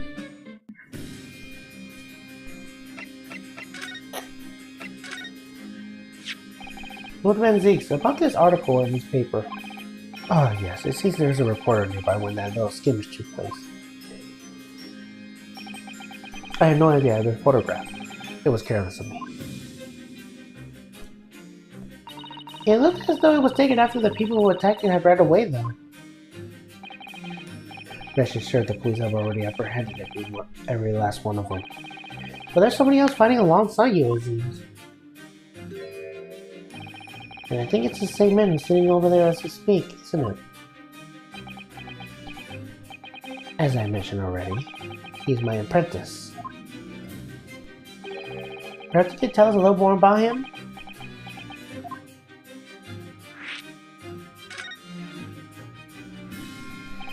He's my tutor to become a prosecutor, so you could say he's my apprentice, I suppose. Ah, like you are to Hurley then, Runa. I don't remember taking an apprenticeship with the great detective. He's currently compiling a report about last night's attack.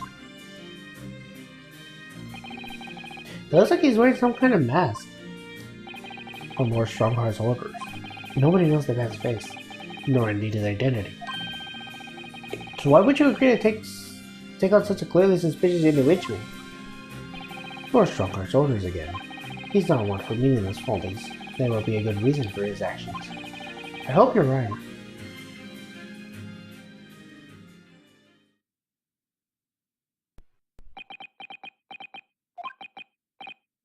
Ah.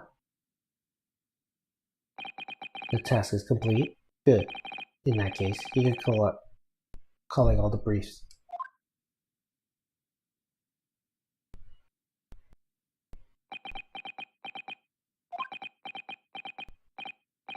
Nice to meet you.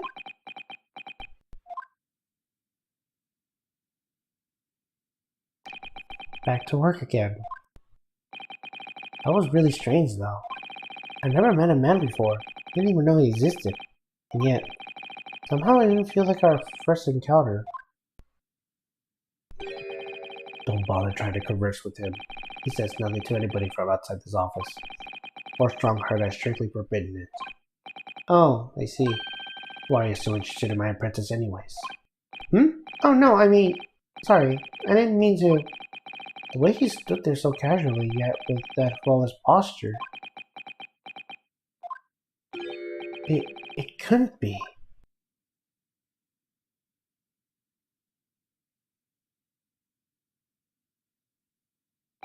Ah yes, there's something I've been meaning to ask you. Oh, what is that? That Nipponese man. Is he faring well? Sorry? The one arrested twice in succession 6 months ago. With the stoop, and the mustache, and the jitters. Oh, Mr. Natsume, you mean? I'm not sure he's been very pleased to find out your identifier in that list, Bruno. He's fine, thank you. In fact, I received a letter from him by international postal the other day. I see. Well, I think we get into discussion there, don't you? There's little time left before tomorrow's trial. I advise you to spend it investigating the case.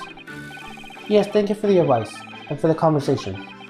I can't believe he's asking after Suzuki-san. But after a Nipponese. I'm not sure whether I feel happy about that or worried. You didn't mention that Mr. Reaper will be friends with the mad scientist, did you? That's a turn off for the books.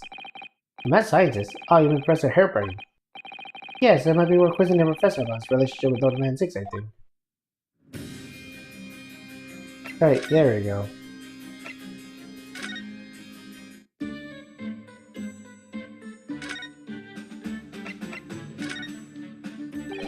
I understand Lord Van Zeeks is a friend of yours from the university days? Yes, that's right. He was studying law while I was studying science. What was he like back then? A good question. Unassuming, gentlemanly, all-around nice fellow, really. Sorry, I think you misheard me. I'm talking about the cold-hearted, merciless prosecutor, Baron Van Zeeks. What was he like when he was at university? Talk about a leading question, you know. As I said, and unassuming, extremely pleasant gentleman. After all, he is a little darling among of the Band 6 family, with all the great extra aristocratic origins. I didn't realize he has quite such noble blood. Little darling. It was a bit of a shock when I came back to Britain and learned what he had become. Every word of the Bailey noise. Yes, that's right. I did hear, though, that there was a very bad event of his life that completely changed him after graduation. Really? What sort of event? I'm sorry, but I don't know anymore. I wasn't in the country at the time. I was in Germany already. Oh, yes, of course. If he heard all of that from the Reaper, I really don't have the heart to tell him what Lord Van Ziggs will be at the prosecutor of court tomorrow.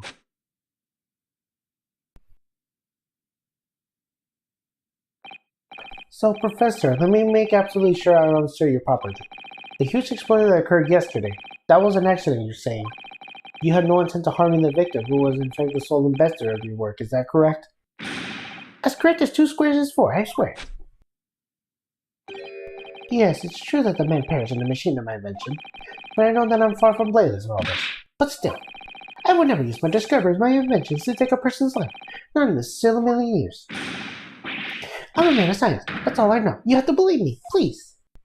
Do you believe me? Do you believe in my hypothesis? Science is the pursuit of truth, you know. I always believed that, all my life.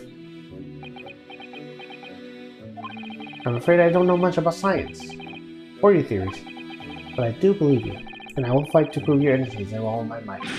I'm a man of law, that's all I know. You have to believe me, please. When I went to live in Germany after I graduated, I learned something very important. Naturally, class, lineage, none of that matters. As long as you try your hardest, you can achieve anything. Thank you for that, Professor. And thank you for the events. For defending me tomorrow in court. Alright, Reno. It's time to visit the Great Exhibition. Sorry? Well, that's where the incident happened, isn't it? Yes, I suppose that's true. And investigate at last.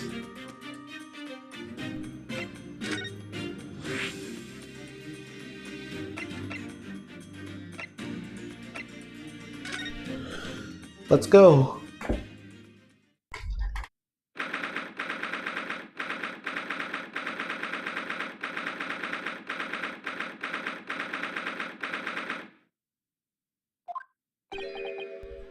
Ugh, the showgrounds are a little too big for my liking. We've been walking around in dense crowds for 2 hours now, and I felt myself swooning 3 times. There's a lot of people, aren't there? I've almost been trodden by 3 times too. Be careful, won't you, Iris? Don't let go of my hand. We finally made it through the thongs, though, by the looks of it. Here we are underneath the public exploitation stage where the explosion happened yesterday.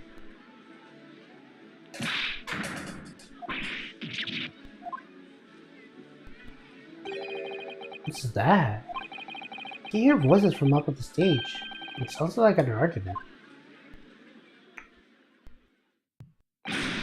Right, I had it with you this time. I'm warning you, I'll arrest you in a minute. Oh yeah? Don't expect to go up with a shot. You ain't got no evidence, you know. Wait, I know those voices. You got a cheeky little mouth on you, man, lady, and a nice little teacher from manner. You just try it, I dare ya. You want that bag of chips when you cram down your throat. Yoo-hoo! Gracie, what are you doing up there?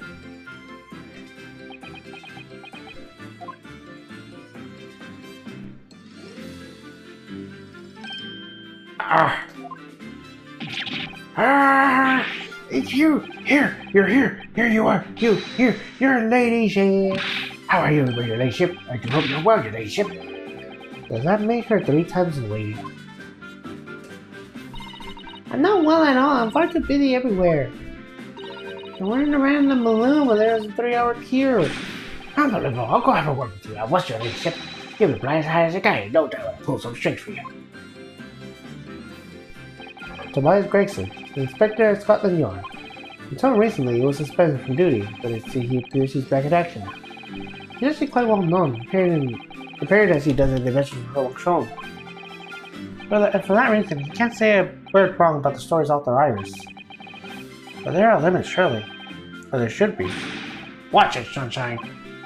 Sorry? One game's dead. No doubt you're on this case. Yes, I'm acting for the defense. But we're here to investigate. Dear me, that's the situation, is it? Is it really that troubling? I'm really fat, Bob. That's all you got? You're a lawyer, ain't you? You just can't carry a bit more copper around your pocket than Naruto. What? Hey, that's my last bit of spending money, that is. You can't have a bag, but I have to charge you for all the bottles. 3 bob. He's a G.L. Lestrade, a pickpocket, or diver, born and bred in the East End of London. In the case I led my own suspension 6 months ago now. This is the young girl I was defending in court. What's your problem, Otto? Diver? Pickpocket? What's with all the names on them? You want a bag of chips right down your throat, don't you? I thought you were proud of your diver, Cheeto. You were just arguing with Inspector Grayson about it, weren't you? Are you sure you've been up to your usual tricks up here in the showground? I ain't no way to talk to a lady, Otto. After years a long time. People can change.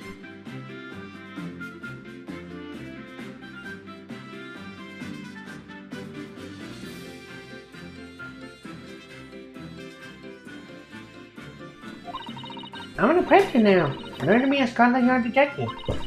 So you have to call me what everyone does. I'm Inspector Lestrade now.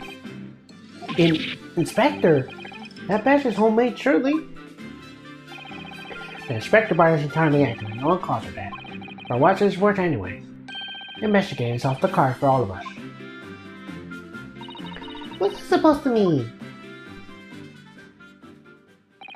Right, well, I'll be back up top. You hold your fort down here, alright? Right, sir.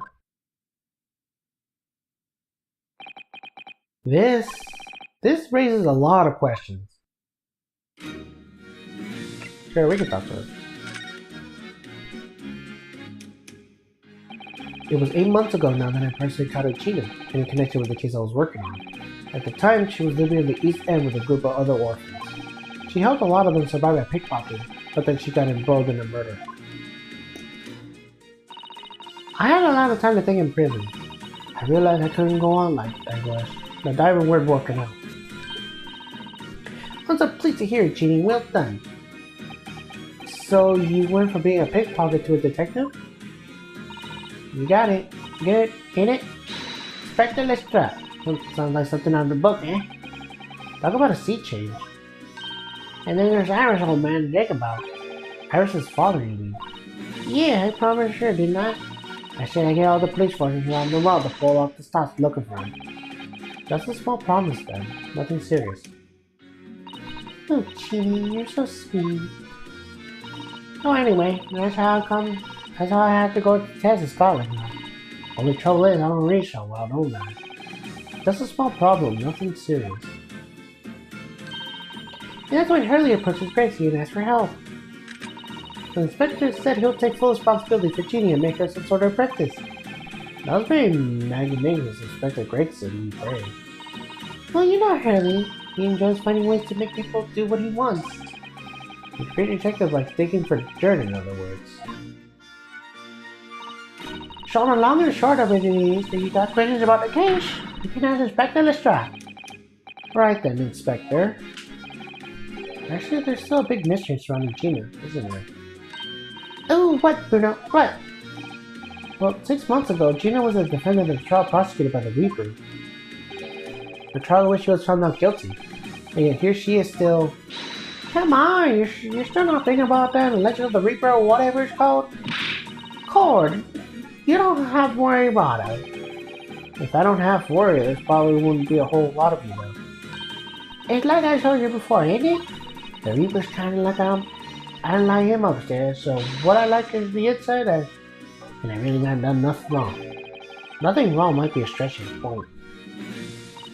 What about Mr. Natsuki in Japan? He's perfectly fine, isn't he? Well, that's true. Perhaps the Reaper is more discerning than I thought. Exactly, so I didn't worry, that's totally fine.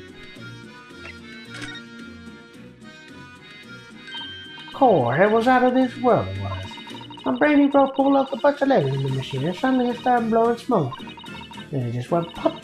I ain't seen a better experiment here yet. Sorry? You mean you saw it, Genie? With your own eyes? Yeah, of course. The boss is in charge here, ain't he? And keep everything run smoothly, I mean. The boss being Inspector Gregson, I suppose. It's going to take some getting used to. Don't have to change that. Come on, dude. I can do whatever I want to.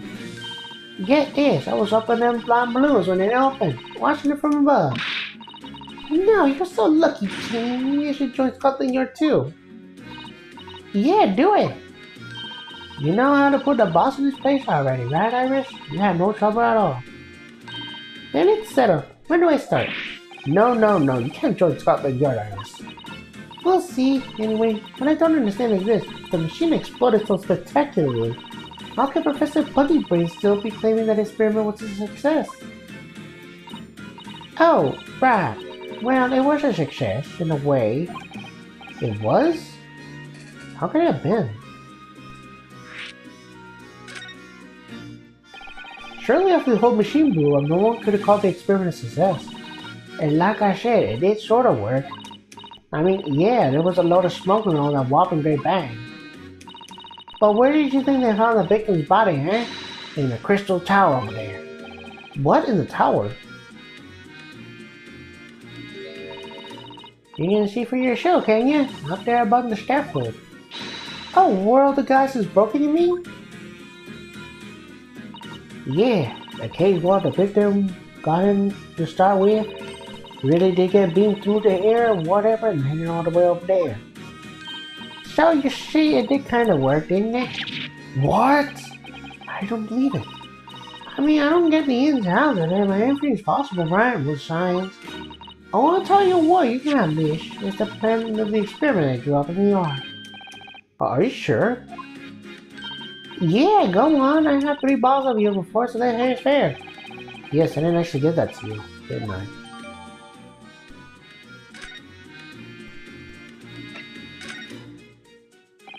Something Inspector Gregson said before seemed a little strange. For what it's worth anyway. Investigating's off the card for all of us. Yes, naughty old Gregson ran off after that without explaining himself. Oh right, that. The boss said no one's allowed to investigate that weird machine what blew up yesterday. Well, that's not fair. We're representing the defendant. In that case, could you at least tell us what you learned from your investigations? No, you're not getting it. We're not investigating either. Why?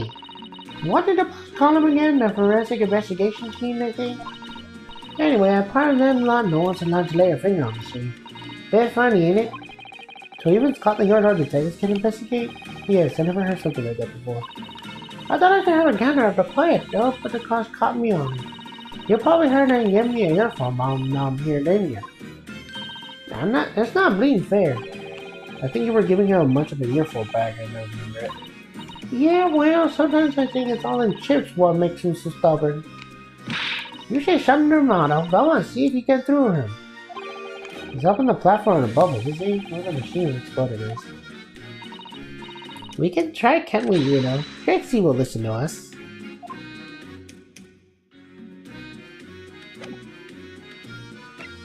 Well, I see something. Ah, it looks like somebody dropped something behind the trio just there. Drop or hit? What is this? Some kind of machine that exploded? Maybe it could have fallen from the platform up above in the blast, perhaps. What is going on there? Oh, nothing. I think I'll hang on to this just in case. That looks like a crossbow. For some reason, the ground is damaged in this spot. Look. Almost as if there was a fire here or something. Yes, if you look closely, there's some scattered ash and burnt embers too. Well, I suppose there's a big explosion above here. People probably wouldn't bat an eye if a small fire like this would have been. I'm not sure we English are quite the laid back you know.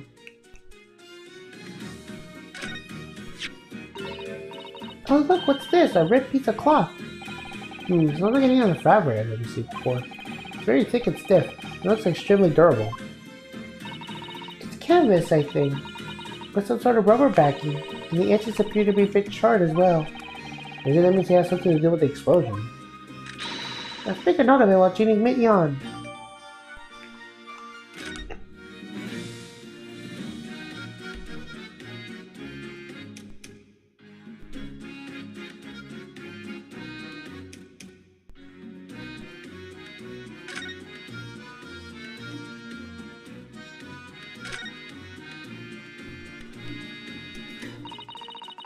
That's where the Kokoro don't fit out this kinesis or whatever they call it. Dead, of course.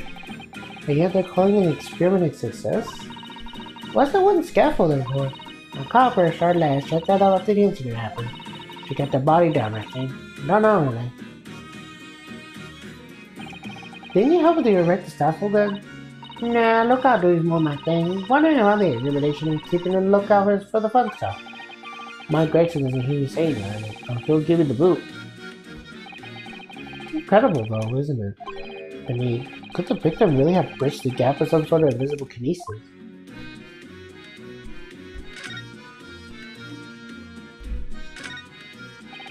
These stairs obviously lead to the stage above. We should go up there and investigate the exact spot where the experiment was being conducted.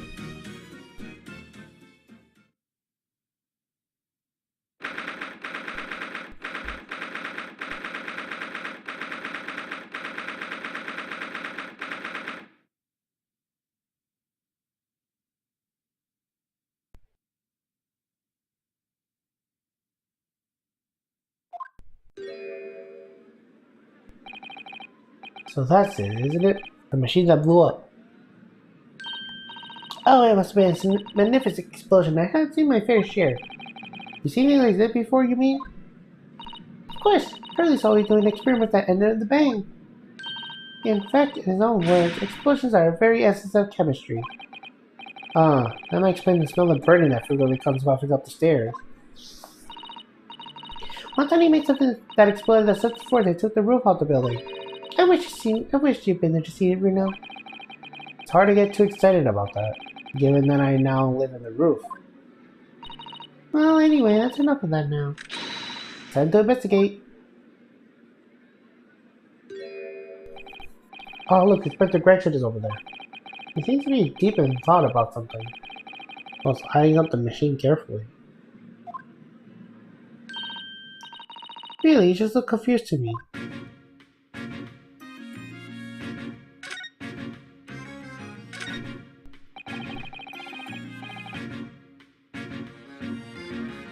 It ripped us apart magnificently, didn't it? Magnificently and mercifully. And so someone stands in the middle of the machine to be decimated and then beamed through the air? Yes, beamed. Not blasted. That's the point.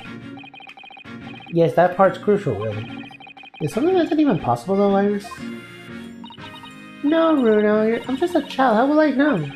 A child when it suits you, you mean? From what I can tell, I think you were to pull this lever here. Stop! Don't touch that! That was practically instantaneous kinesis the way you flew over just after I see. Please, your ladyship. I didn't mean to startle you, but I can't let you touch anything up here. So sorry, you can have some of my latest special blend to make up for it.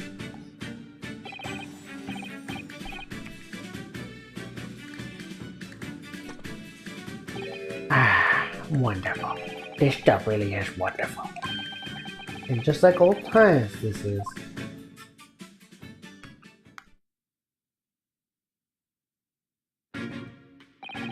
We're representing Professor Hairbrain in court tomorrow, Inspector.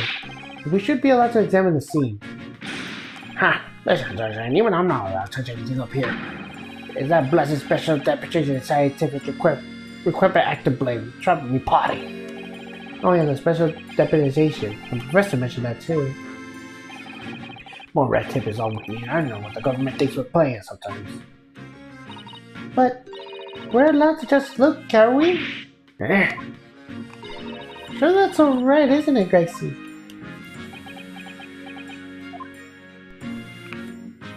Of course, your ladyship, and you say ladyship, but don't get the deadly hands dirty, would you? Don't worry.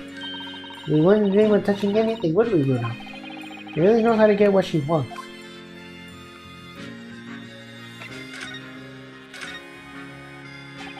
Using high voltage electricity to somehow disassemble a man's body, and then beam him across the crystal tower? It's an extraordinary thing to attempt, especially in public. True, it was by far the most unusual of the experiments planned in the exhibition one. To be honest, I'm a bit surprised it was allowed. Carrying out something so dangerous with so many spectators present, I mean, the government's doing anything can promote new science and technology for a moment. They were worried about being ahead of the game and all spot the public safety infringements.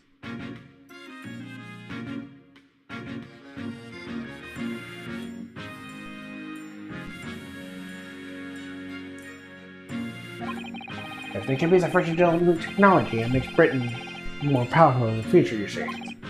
Yes, I suppose that's true in a way. But the powers of education and heavy emphasis are starting to progress at the moment. That's sort of right. They're making it so that any theories of the brains we have already legal property as it were. Right through that all bring it into a practical idea to go into production. Which is the fruition which less copies are allowed to touch the crime scene. Because this new high-tech special dedication for scientific equipment acts for fortitude. Ah, I see now. The only people with permission to investigate here are from some brand new developed apartments of the yard. The forensic investigation team, it's called. We've been relegated to keeping guard. The forensic investigation team? Any old fool will see that here scrap metal was a sham to begin with. And just because it's a scientific equipment on the paperwork, we can't do a flippin' thing about it. Poor Grexy. He's very heads up, isn't he? Remind me again, what's this new legal act that means we're not allowed to succeed here? Are you having the sunshine as a special application of scientific equipment act? Yes, I think Harley mentioned that recently. In fact, real twinkle of the eye of this. I'm sure he did, I'm sure he did. Past expressly of the great examination it was. All science actors present their ideas and inventions on suits of the civil service. And they get to overstep if they're too regulating its dimensions confidentially. What does that really mean? Think about it. Think of all the world changing new inventions that display every day on this exhibition. Although a good help of them are a load of cobbles, if you ask me. Put forward as chambers like yourself. Thanks for that. Oh, I love how serious some inventions here are. It's also fun. It might be fun to you, but I'm really the force has to be represented in every single demonstration.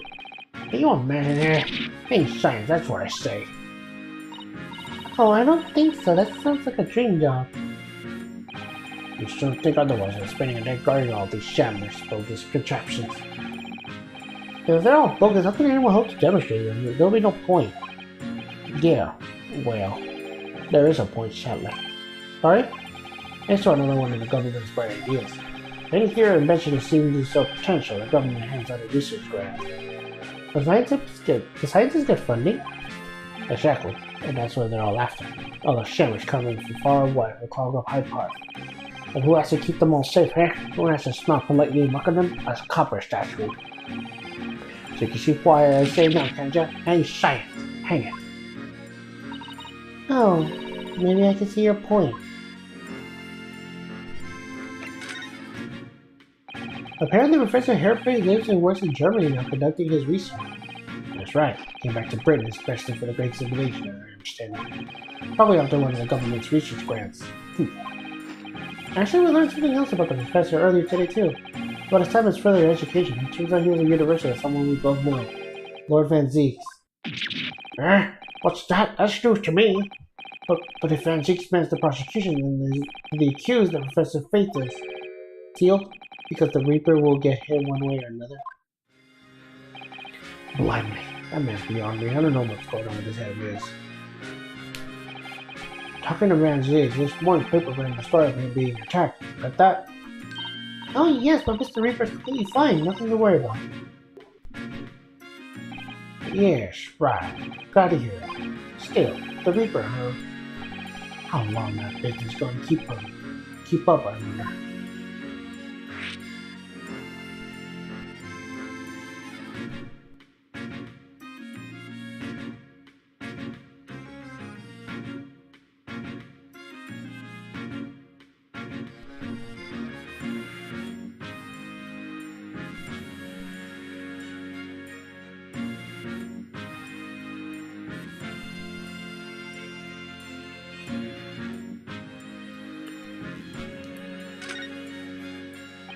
The victim of this case is linked to Mr. Edmund. He was another of the Reaper's victims, or so I heard. Lord Randback teaches a top-class prosecutor, but even he can't always push the right verdict though. Sometimes justice can't win. Yes, I heard about jurors being bribed and evidence being falsified. And that's how the notion of the Reaper of the Bailey came about, isn't it? Obviously, Scotland has suspected Rancic's initiative. We all assume he has taken none of them and we failed to see the deal with the court. Although the man had something nice in return. Well, we've done a very thorough investigation. The conclusion we reach is that Lord Rancic is in no way related to the deaths of those people outside the courtroom. There's no question in my mind. I stake my reputation on that work. But if that's true, then how do you explain it? All those defendants couldn't just have coincidentally died if nobody killed them. I know that, but I can't explain it. It's a mystery after all, isn't it? The whole point of the Reaper. Professor Hairbrain mentioned something else. He said that the University of Nancy was a totally different person, easygoing and kind. What? He said that it was after they both graduated that something happened and changed the man. Do you have any idea what it was? No clue. Really? Look, I got my hands full watching over this frustrated crisis. Why don't you go out and make a news and maybe so elsewhere, eh?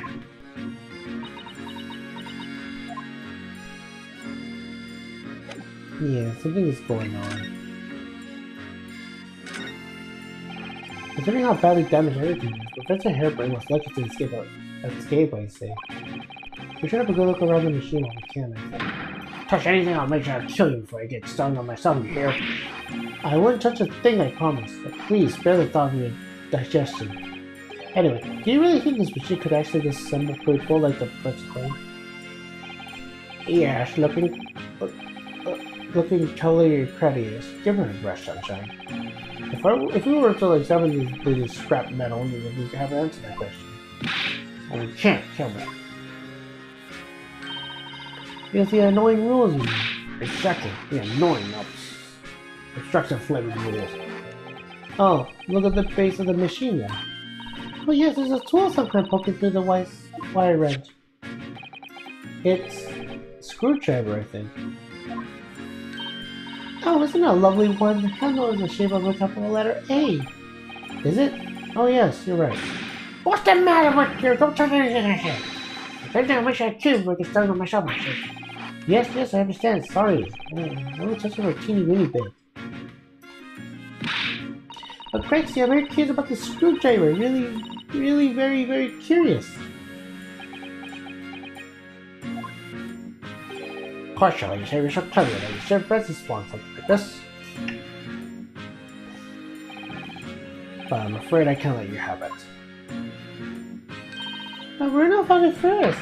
I assure you, I investigated thoroughly.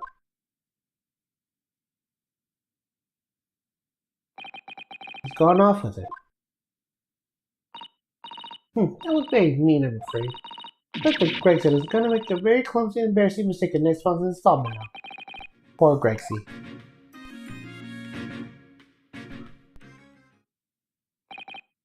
Right. Are you done here, Mr. Nutherdo? Sorry? Isn't it about time you were leaving? Or rather, is it about time you were leaving? That lot are here now. That lot? The forensic investigation team. They'll be giving me the hee-ho in a minute now.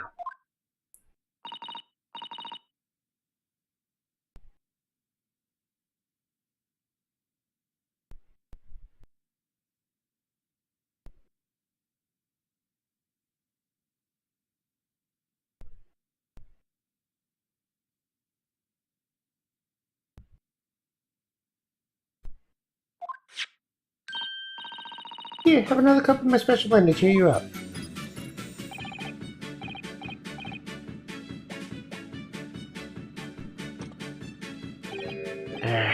That hit the spot. Yep, hits it every time. Well, at least I've seen my scene with my own eyes. Looks like this is as far as we're going to get with our investigations here, at least. I've been thinking. Really might know something. Might need. About what? About Mr. Reaper. About what happened to Lord Van Zix, you mean? Because it sounds like something very significant occurred after he graduated this university. Something that completely changed his life. Maybe, but I have no idea where to find Mr. Jones at the moment. It's in the middle of some big case, isn't it? Here, this is what you need. What's this? Some kind of entrance ticket? Madame Tussbell's? This is supposed to mean something to me. You don't know it? It's the most popular attraction in London at the moment. It's very close to Baker Street, actually. We could go now if you like. No, we don't have time to visit the attractions today, Iris. We have a big trial tomorrow. But that's where Hurley is. What? At this popular London attraction? Yes. How is it that you know where he is? Hurley told me, but he told me to keep it a secret from you, Madame Tussbell's. I don't really how it could be related to the case we're investigating here, but then stranger things have happened. And when they happen, Mr. Jones is usually at the heart of them. Stranger.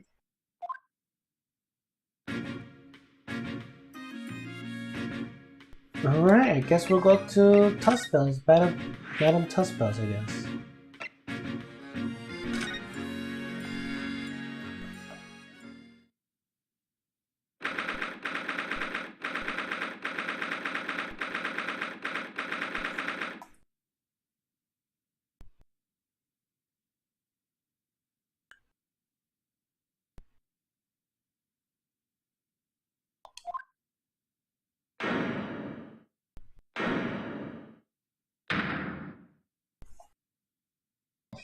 Whoa.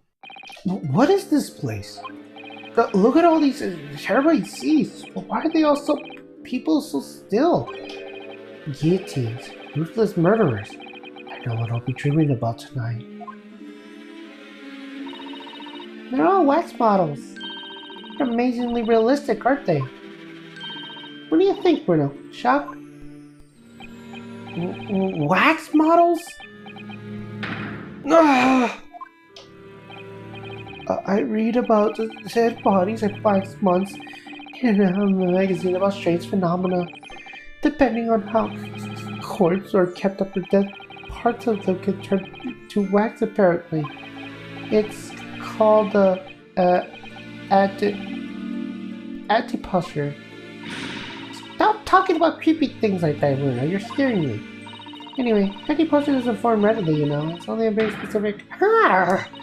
Now, I just remembered something else that I read in another magazine about strange phenomena.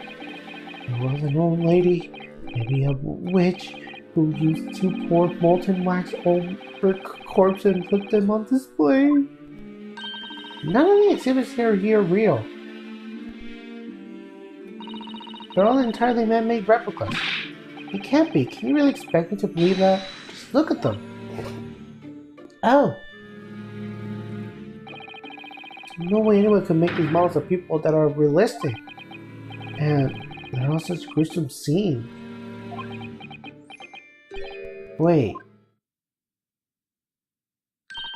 What is it? Oh. No. I must be seeing things.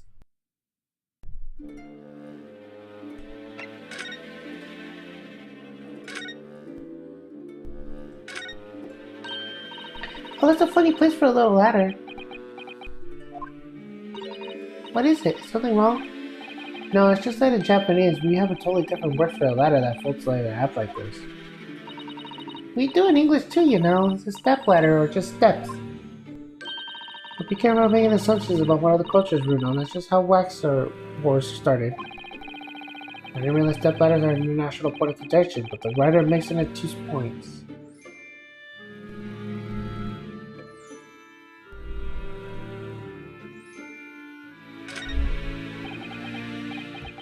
It's the great detective Mr. Sherlock Holmes. Mr. Holmes has his own wax statue in here, really? Well, he is world famous after all. It's an uncanny resemblance, isn't it?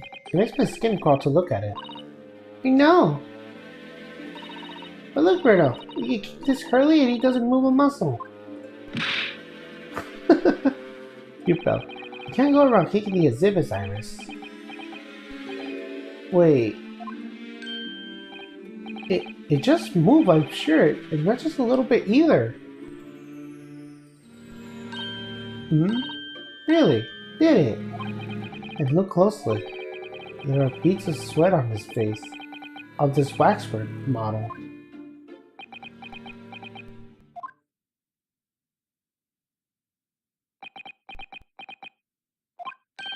Shall we move on, Iris?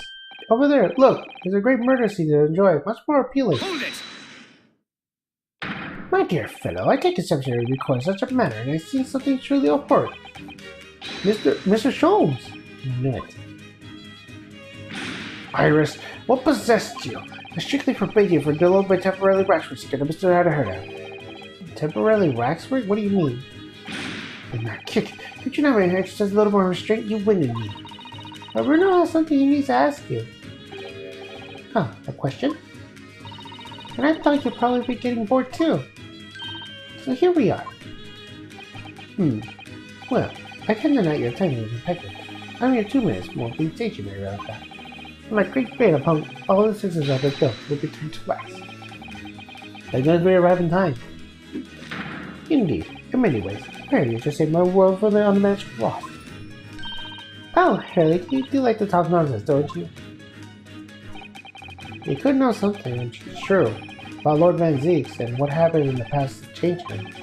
Now that you're here, let's take our time. How can I be assistance? For your luck, I have something to take the idea covers. Oh, well, actually, I'm quite of a hurry. If my eye doesn't deceive me, I believe something is afoot within the walls of this very museum. A most fascinating case if I'm mistaken. Really? Moreover, I have a strong suspicion that it's related to the matter where you come to me now. But how can that be? We shall speak again presently, my dear fellow. But for now, I must return to my work. What? Back to being a temporarily waxwork exhibit?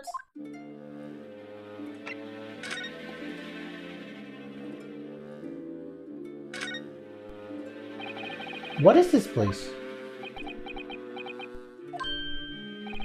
Madame Tussbus came to London for friends 3 years ago, I understand. Since she opened this little waxwork museum last year, it enjoyed great popularity in London. There are museums like this in Japan too, but these places are something else. I mean, they aren't made from actual real paper, are they? The extreme realism of these waxwork models are particularly secret of the Tussbus family, they say. They are renowned during the French Revolution. The waxworks are victims of the guillotine. Ugh, that sounds grim. The gruesome scenes are portrayed with such realism with the expressions of the face of the condemned. Apparently, the sculptors would make a model directly from the corpses right there in the site of the execution. It really turns my stomach. That's just one of my several legends of the Tussbus family. Whether there's any truth of it, I could say. But anyway, the museum houses models of famous people all over the globe. Nevertheless, the most popular of the museum is quite some margin. Is the House of Horrors. House of Horrors? Of course, considering numbers are dwelling now as a result of the great intimidation. People usually flock here, they see this giving for something that they will by criminals of the gruesome work. Naturally, most of the executions portrayed here were sent to the gallows. Believe me, still now than the models of them. Have you heard of poor taste? My dear fellow, the public lives for poor taste. They learn to be shocked. So the hideous exhibits in here are... They're all portrayals of real events that actually took place. Is it just me, or did the temperature in here just seem to drop? Anyway, I advise you not to think too deeply about what you see here. Oh, he's back to being a waxwork, isn't he? What do you mean by a temporarily waxwork, Mr. Sholmes? Exactly what you see. I'm part of the exhibits here. Catching these criminals are a knack. Catching them? Every half an hour, a whole different killer has one of the displays that adopt a new poster and share him. When members of the public come to take photos, so they can offer them a hand to shake. For this shilling, I happily allow them to take a photograph with us. Us? Does he mean him and the Waxwork murderers in here? But why, Mr. Show? My dear fellow, isn't it obvious? For the money. He really ordered me there. Very fitting for the House of Horrors. As it stands, I may struggle to pay this month's rent, and I have to render Cyrus to consider. Oh, Hurley, I'm so hungry. If push comes to shove, I shall have you do your work. I shall have you do your bit, Mr. Naruto. What's he trying to rope me into now? So, with that in mind, how about a photograph? For a disposal, you may have to pick up the murderers and scoundrels in here. The choice is yours. Maybe some other time. Remember, Mr. Naruto, ignore me at your peril. Back to being a waxwork again. Is it just me, or did his final remark that sounds a lot like a curse?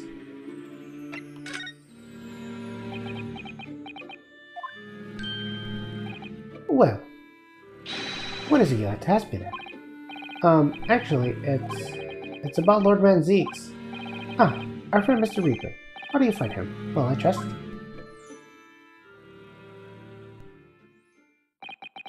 And so I filled Mr. Sholmes in about everything I learned. About Lord Van Zeeks, about Professor Hairbrain, and about the strange coincidence that they held in the university together.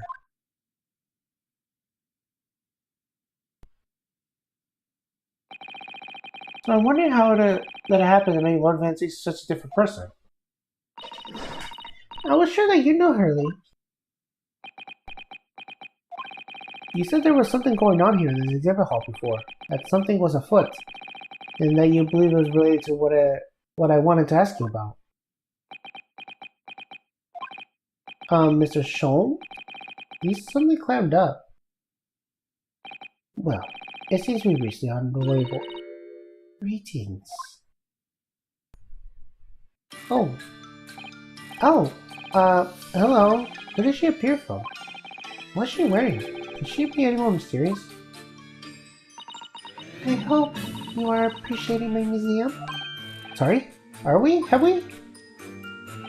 Mr. Sholmes, do you know this? Not again. My apologies. I have Esmeralda Tuspels. This is my museum of waxwork. What? You're the Madame Tuspels? And sure, though only 26 years young, I might add. Is that significant somehow? A madam in a moment adds a certain je ne vois. Right. Firstly, I must apologize for my waxwork, or rather, one waxwork in particular. Probably Mr. Sholmes then. I would like to believe he was a great detective, but he seems unable to settle. Next time you move from your designated exhibit, there will be toil and trouble.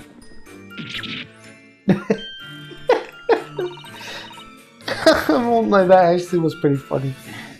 She sounds deadly serious. That's a problem. How am I supposed to ask Mr. Sholmes about Lord Van Zeeks now? Let's not forget what Hurley said before. About something being afoot, right here in this museum. Yes, I know, but I'm so curious. I want to know what's happening here.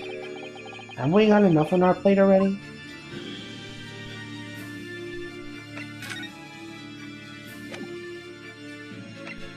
Let's actually talk to Tuspels right now.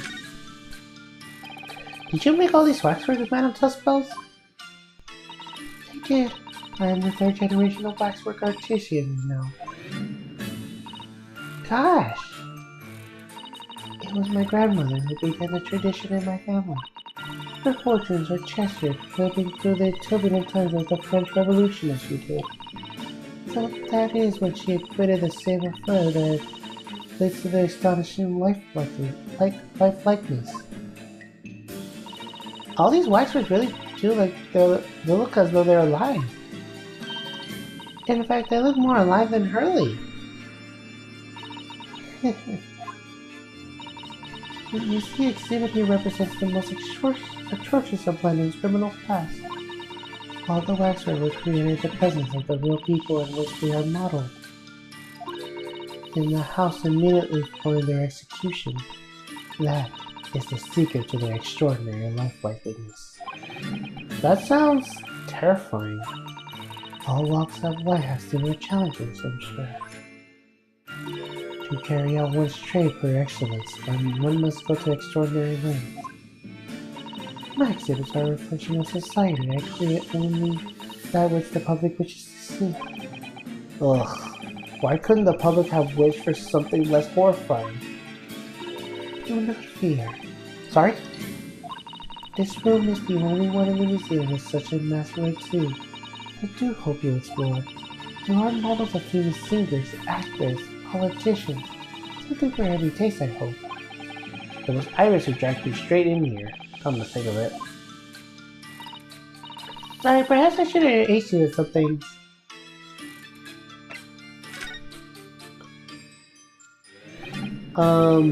What's the situation with that? My temporarily waxwork model?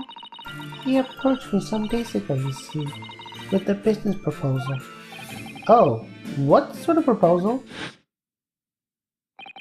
My dear madam, what this first exhibit needs is the addition of a world-famous great detective.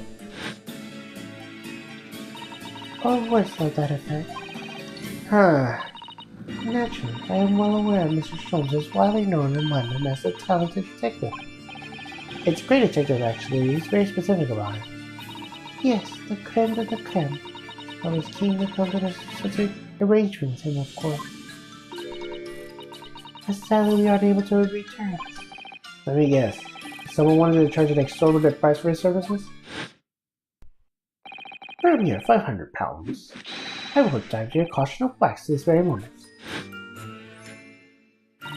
Or words to that effect. Mr. Sholmes might have overdone it slightly with the sales pitch. Regrettably, the museum has a shortage of funds at the moment, due to unforeseen circumstances. So we came to a current arrangement instead.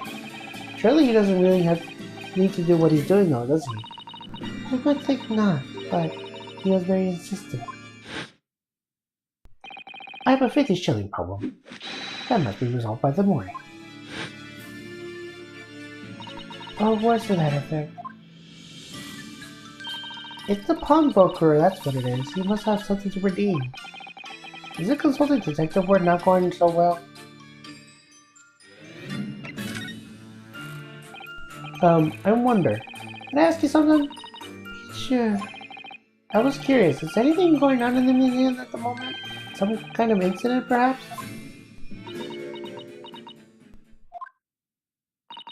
Whoever suggested such a thing to you? Oh, it was your temporarily waxwork over there who mentioned me a little. Oh, he disappeared. A wax ball is a work of art, not some pawnbroker object of trade. Ah. There you are. Maybe the exhibit again where you should be working? Do you wish to be melted down? My dear Madame Tuspel, seek with reprimands. There is more pressing concern. The West can wait. It's our idea, so your current problem must go into the man in the pocket instead. Personally, I would advise you not to involve the police. Why ever not? He's turned as white as a sheet. Because you have at your disposal a great detective whose services you may employ for a mere 50 shillings. So please be aware that no, I insisted upon payment in advance. Very well. Let us see if the great detective is able to live up to his name, shall we? Before I engage my analytical process, I must ask you to clarify something. What, pray, is behind the curtain? That is a Tuspel's special exhibit. There is an extra charge to see it. Ah, a special exhibit in the House of Horrors. I must depict a special killer then, I presume. Would you be so kind and draw back the curtain? I wonder. I put it on. There's nothing amiss behind there.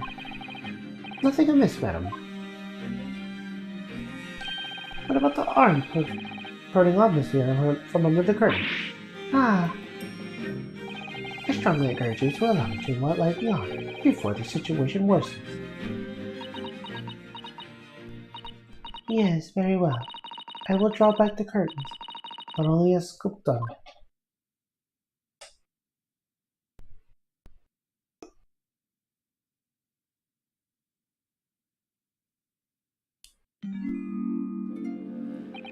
I must confess, I peeked behind the curtain earlier. It was no special exhibit, a very great graveyard scene in Steam. And yet, something surprisingly, the waxwork killer one would expect is nowhere to be seen. What does strike one, however, is a portly gentleman lying peacefully on his back on the floor.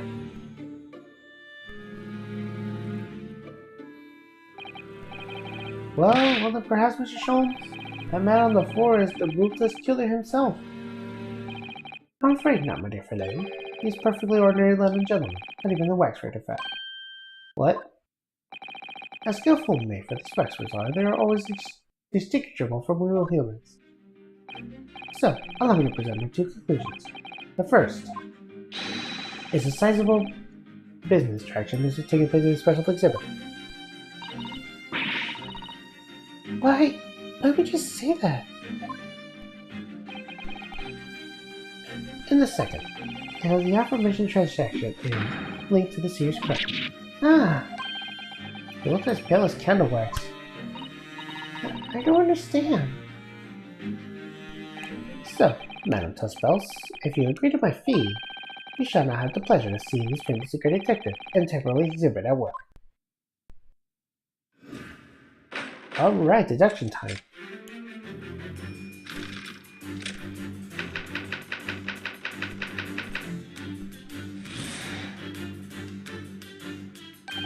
To begin with, we must ask ourselves what exactly is afoot here in the museum. The answer is revealed by the bundle of banknotes printed so helpfully on your bag. An estimation sum £200. That is all my own money. So what does one large sum of money reveal? Not so much as I'm very glad you guessed it, it seemed, Madame Tuspels. Yes, the answer lies in your rise and not fall. The certificate of the £200 is revealed by that public notice. Waxwork for sale. Your business has a harder time than you see. In short, you sold the infamous killer the centerpiece of your special exhibit to the sum of £200. None! Now, let us explore the next curiosity in which you are presented. Who is this portly gentleman stretched out so peacefully on the floor? It would appear the man has suffered a severe shock, the cause of which is clearly known to you. Unfortunately, madam, keeping secrets does not appear to be your forte. What dealt with the man since the docking blow, of course, was £200. It would appear that you twisted the gentleman around with a little finger most efficiently. What are you suggesting? He rationally agreed to purchase the waxwork for the sum of £200. Only when he came in hand on the money order did it occur to him that an extraordinary amount was paid. But the money was no longer in his hand. And the result of the scene we received before us, he collapsed in shock. Yes, the killer is a special exhibit fetches the killer twice. We can only pray that this gentleman's dreams are not played with regrets.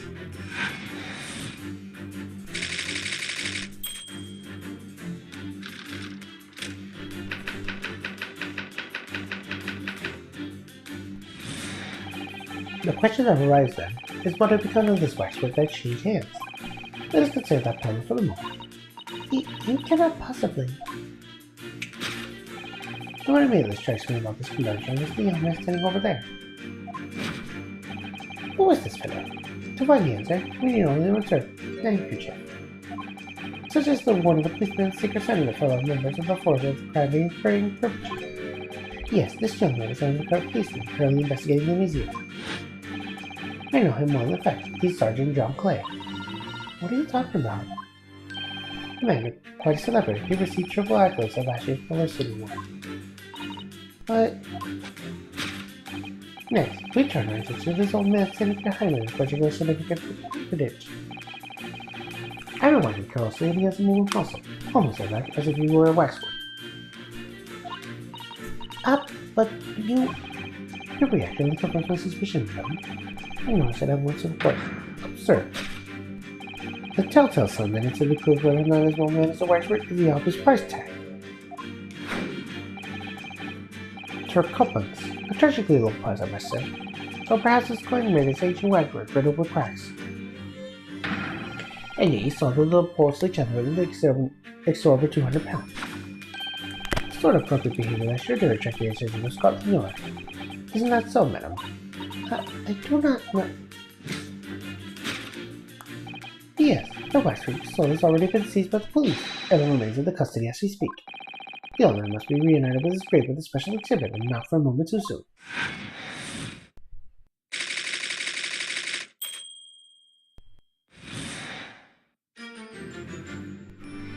This concludes Herlock Sholmes' great deduction of the horrifying puzzle.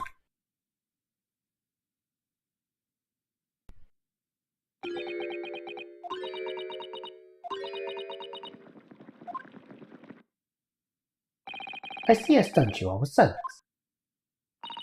You have, Hurley, you have. And you're obviously upset this young lady in the process. Her cauldron looks awfully hot. If I could just bring up one point, Mr. Sholmes. Victoria Thunderheart has 1 point. I'm always my dear fellow. According to the deduction, the special exhibit featured his old policeman. So, that would mean that he's a particularly ruthless murderer, wouldn't it?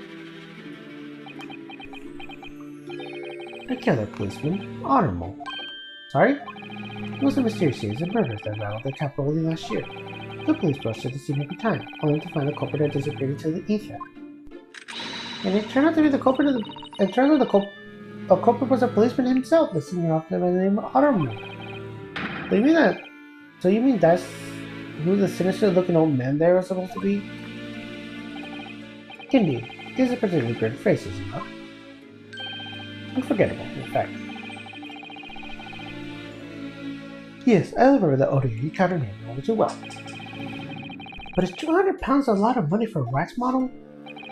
Would it be enough to afford one of the latest themed characters if you put things into perspective? So, it is quite a lot then. Is there anything else you wish to add? Before I melt you down? That bubbling wax is looking more and more ominous. The smell of that moldering wax is starting to worry me.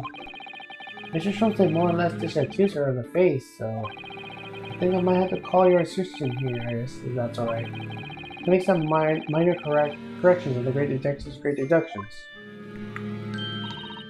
Of course it's alright. I'll soon set things straight. Well, let's get started then, shall we? Before Madame Tussbells vents her anger. Just what I was waiting to hear, my dear fellow. So, Madame Tussbells, in accordance with our agreement, you shall now have the pleasure to see Miss Figgs, the great detective, in a temporary exhibit at work.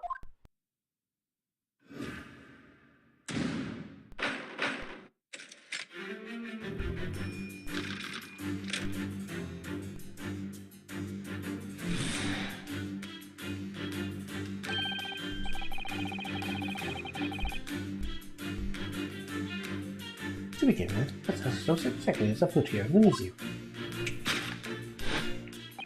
The answer is revealed by the Pomo pennies for donating to help you out your back. In my estimation, 200 pounds. That is all my own money. So what is this our sort of money reveal?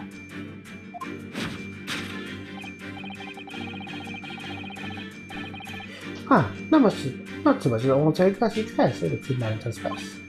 Yes, the answer lies where the eyes now fall. The certificate of the 200 pounds is revealed by the public notice.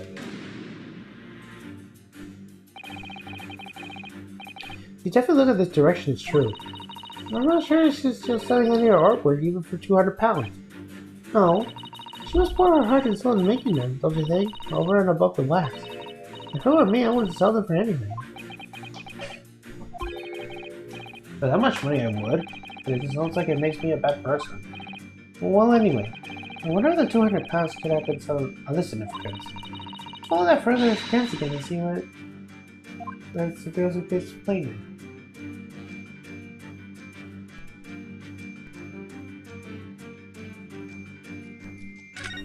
Yo, what's this?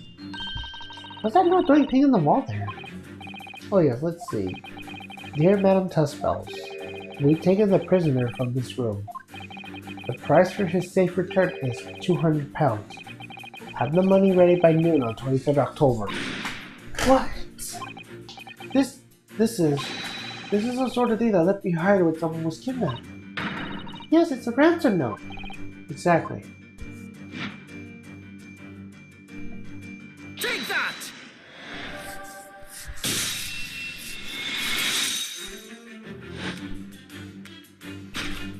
The significance of this 200 pounds is revealed by that ransom note. Quite so, and we must congratulate these criminals on their inventiveness, deducting the waxwork. 200 pounds is no small ransom fee. They clearly intend to pay it. The models in question has special importance, so I put together all the money I have. Let's celebrate then. The 200 pounds you have in your handbag is ransom money. Now, let us explore the next curiosity which they represent. Who is this poorly gentleman stretched out so peacefully on the floor? It would appear this man has suffered a severe shock, the cause of which is clearly known to you. Ah. Unfortunately, madam, keeping secrets does not appear to be your forte. What doubled them as a talking about was, of course, the 200 pounds.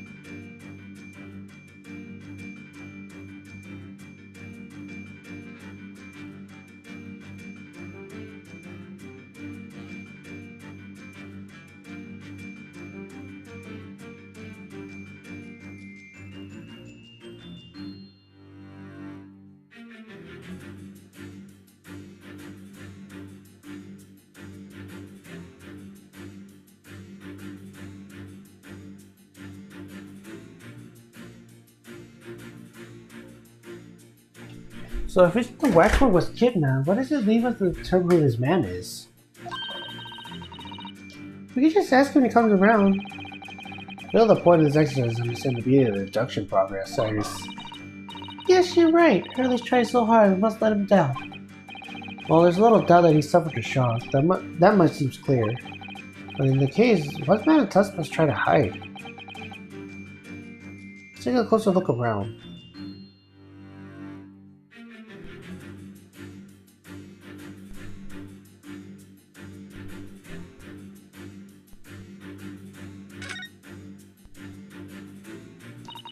This is just Madame Tussfeld's right hand, isn't it? Yes, it must be. I can clearly see her left hand after all. Oh, but wait a minute.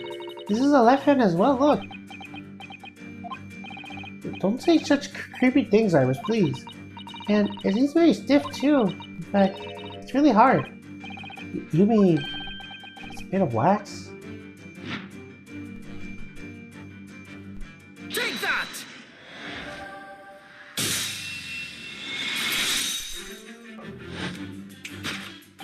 What dealt with a man such a talking blow was, of course, the waxwork hand. Indeed, with a solid waxwork lid, one could deliver a very sensible flow. How could you...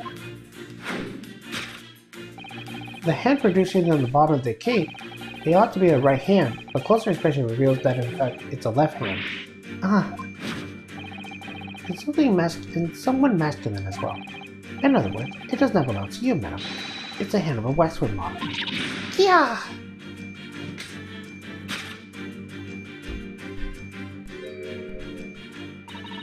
some of the visitors at my museum can be troublesome.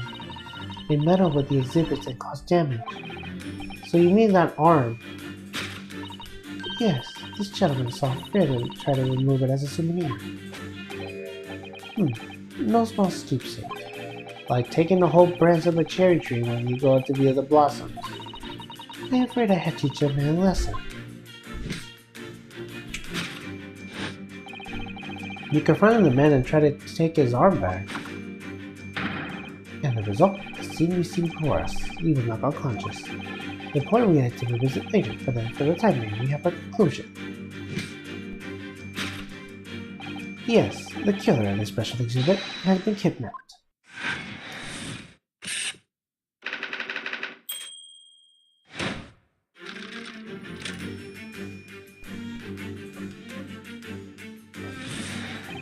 The question that arrived then is what has become of this waxwork that changed hands. Let us consider the problem for the moment. You cannot possibly... What immediately strikes me about this conundrum is this young man standing over there. Who is this fellow? To find the answer, you need only to observe his handkerchief.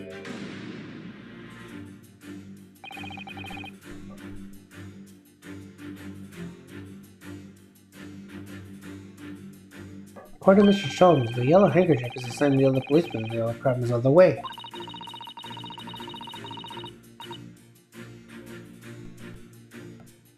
The way he communicated with his colleague without revealing his identity, yes. It's a secret that closely guarded by Scotland Yard. Now Mr. Sholmes didn't hesitate to give away. Well, uncovering secrets of any true detective's nature, of course. Right. Anyway, judging from Madame Tussaud's reaction to Mr. Sholmes' seduction, I think perhaps we might not identify the man quite correctly.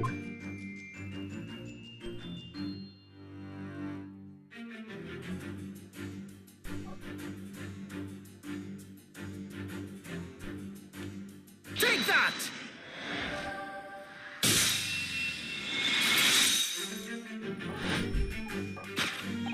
Who is this fellow? To find the answer, we need only to observe his shoulder shrug.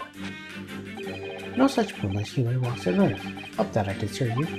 In other words, this man standing here, this young Sergeant John Clay, is in fact the final locks, a waxwork model. I seem to remember it was you who clued that he was a real person in the first place, Mr. Sholmes. He has become quite a celebrity in London, being the winner of no less than 3 policing awards last year. I simply had to make a model of the man. Naturally, what explanation could there be? And it was this detective's art that was pulled out by the man on the floor of the special exhibit, wasn't it? Next, we turn our attention to the old man said we were in the particular unsighted visage. I've been watching closely and he hasn't moved a muscle. Almost, in fact, as if he were a waxwork. But you... Your reaction only confirms my suspicion, madam. I know I said that too, of course. Observe. That tells us that many city proofs that are not as old as a waxwork is the obvious price tag. A killer policeman called Ottermole, was it? Was he? Well, no. It was all over the papers last year. I can't say I know what he looks like. It's a very low price, though. The puppets isn't much money. Clear enough for a few measly hours of gas or Mr. Garrett's likely louchies, in fact. This is a special killer taken from the special exhibit, is it? The waxwork that somebody stole from the museum trying to ransom for £200. Is this crusty old killer policeman Ottermole, really? Perhaps we should take a closer look again and see if the idea comes up. Take that!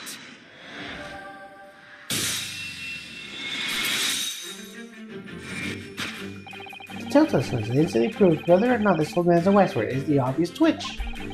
Even the most realistic waxwork do not exhibit a twitch. In other words, this old man is a genuine member of Scotland Yard. Slightly shift your choice of adjectives there. And there you have it. Old man of Tuspels? Well, what? It was me who constantly policed and demanded that someone come in the first place. He's clearly fatigued. He is sound asleep. But then, what's this tag about showing the price in 3 pence? No doubt the price tag of a muffler which the old party printers displayed on the local market. I presume you preserve their scarf around his arm. Does that not strike you, Mr. Naruto? Yes, the Secret Sun used a detective to show that the criminal activity is currently on the way.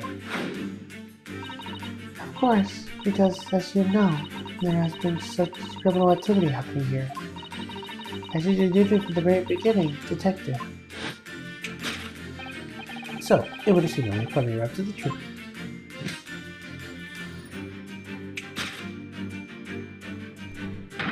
The waxwork is specifically put the killer for the accessory exhibit has been kidnapped.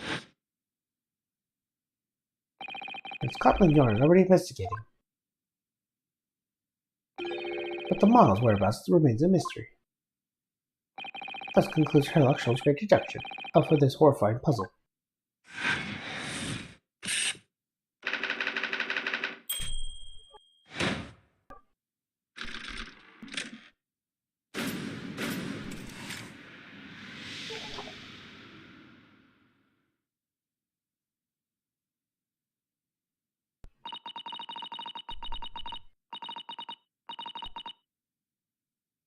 All sorts of people visit my museum here.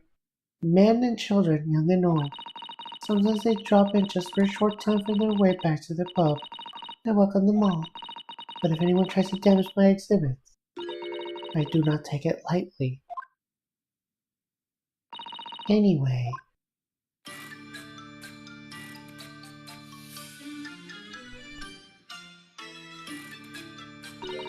Your great deduction was even more enchanting than I have been led to believe. It was a pleasure, my dear madam. It's gratitude that you enjoy my spectacle. And as for your rough customer, I have no doubt he'll regain consciousness when we return home. What concerns me more is the waxwork from the special display. If it was indeed genuine and abducted.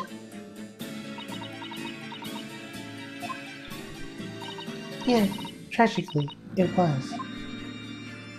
Then I would ask you to recount for us the events surrounding the stolen weapon.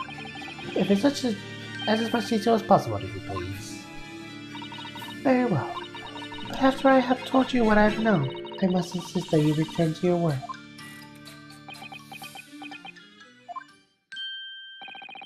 The talent of a great detective should be put into better use, I feel, but as you wish.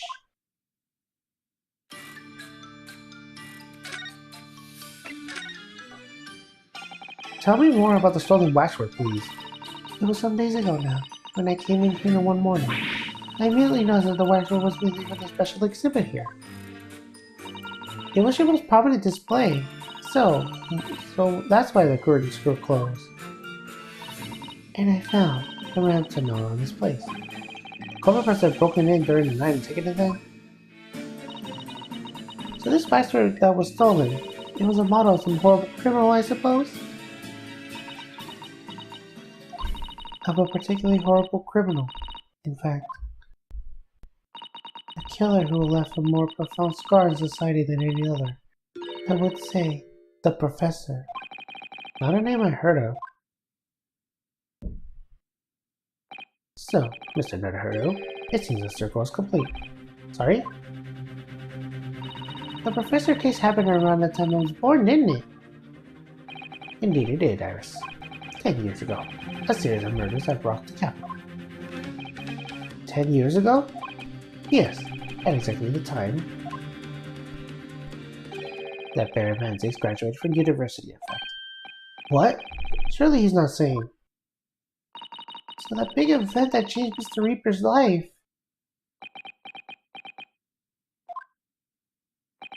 As you surmise, it was the Professor case. Who was this professor then?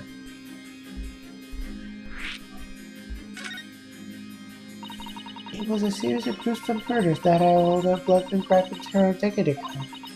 After 5 victims were killed, the man was arrested and put to death. And now he's immortalized here in wax of all London ears to admire and enjoy.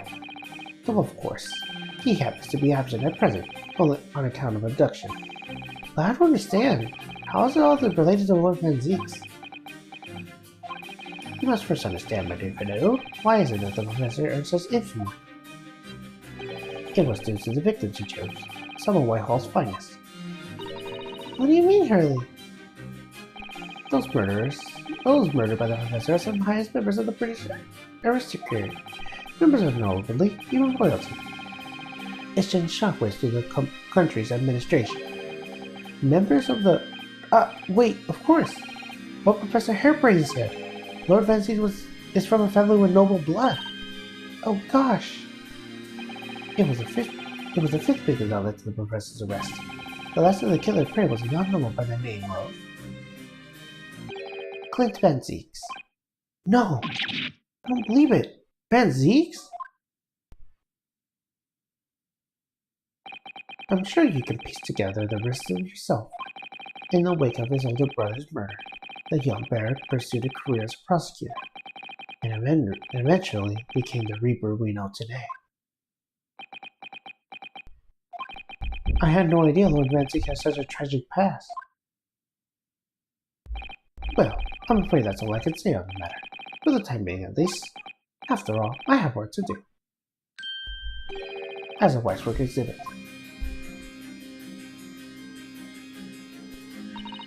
I am afraid I shall have to excuse myself as well. Oh yes, of course. It's been a pleasure. Thank you.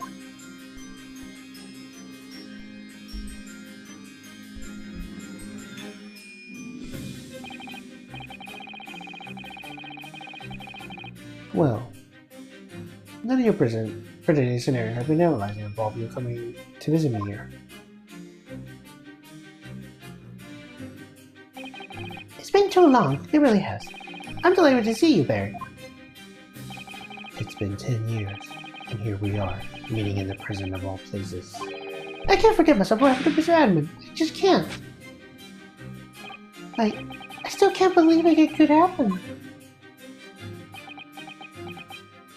Tomorrow, the court will decide. Yes! I have a young Eastern man acting by my defense. He's reliable enough, though. It was an accident. A terrible accident. He assured me he could prove it. I must warn you. Oh, I know. I've heard already. You're going to be prosecuting, aren't you? Yes. Since I returned to England, I heard lots of stories.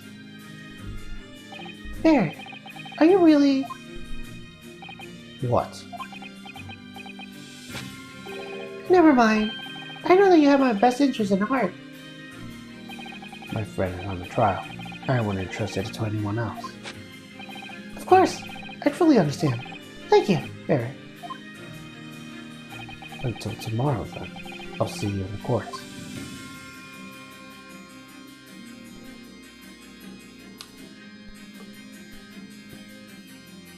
Oh boy.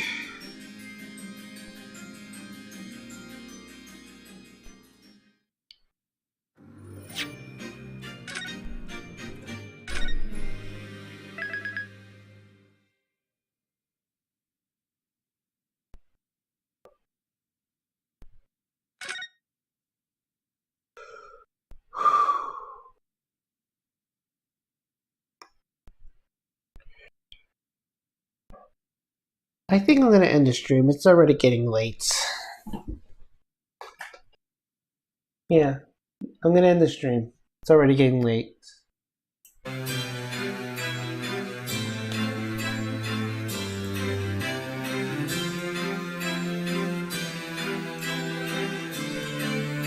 Well, I had some fun. And let me know where you target it. So, thank you guys for watching. And I'll see you guys on the next one. Bye.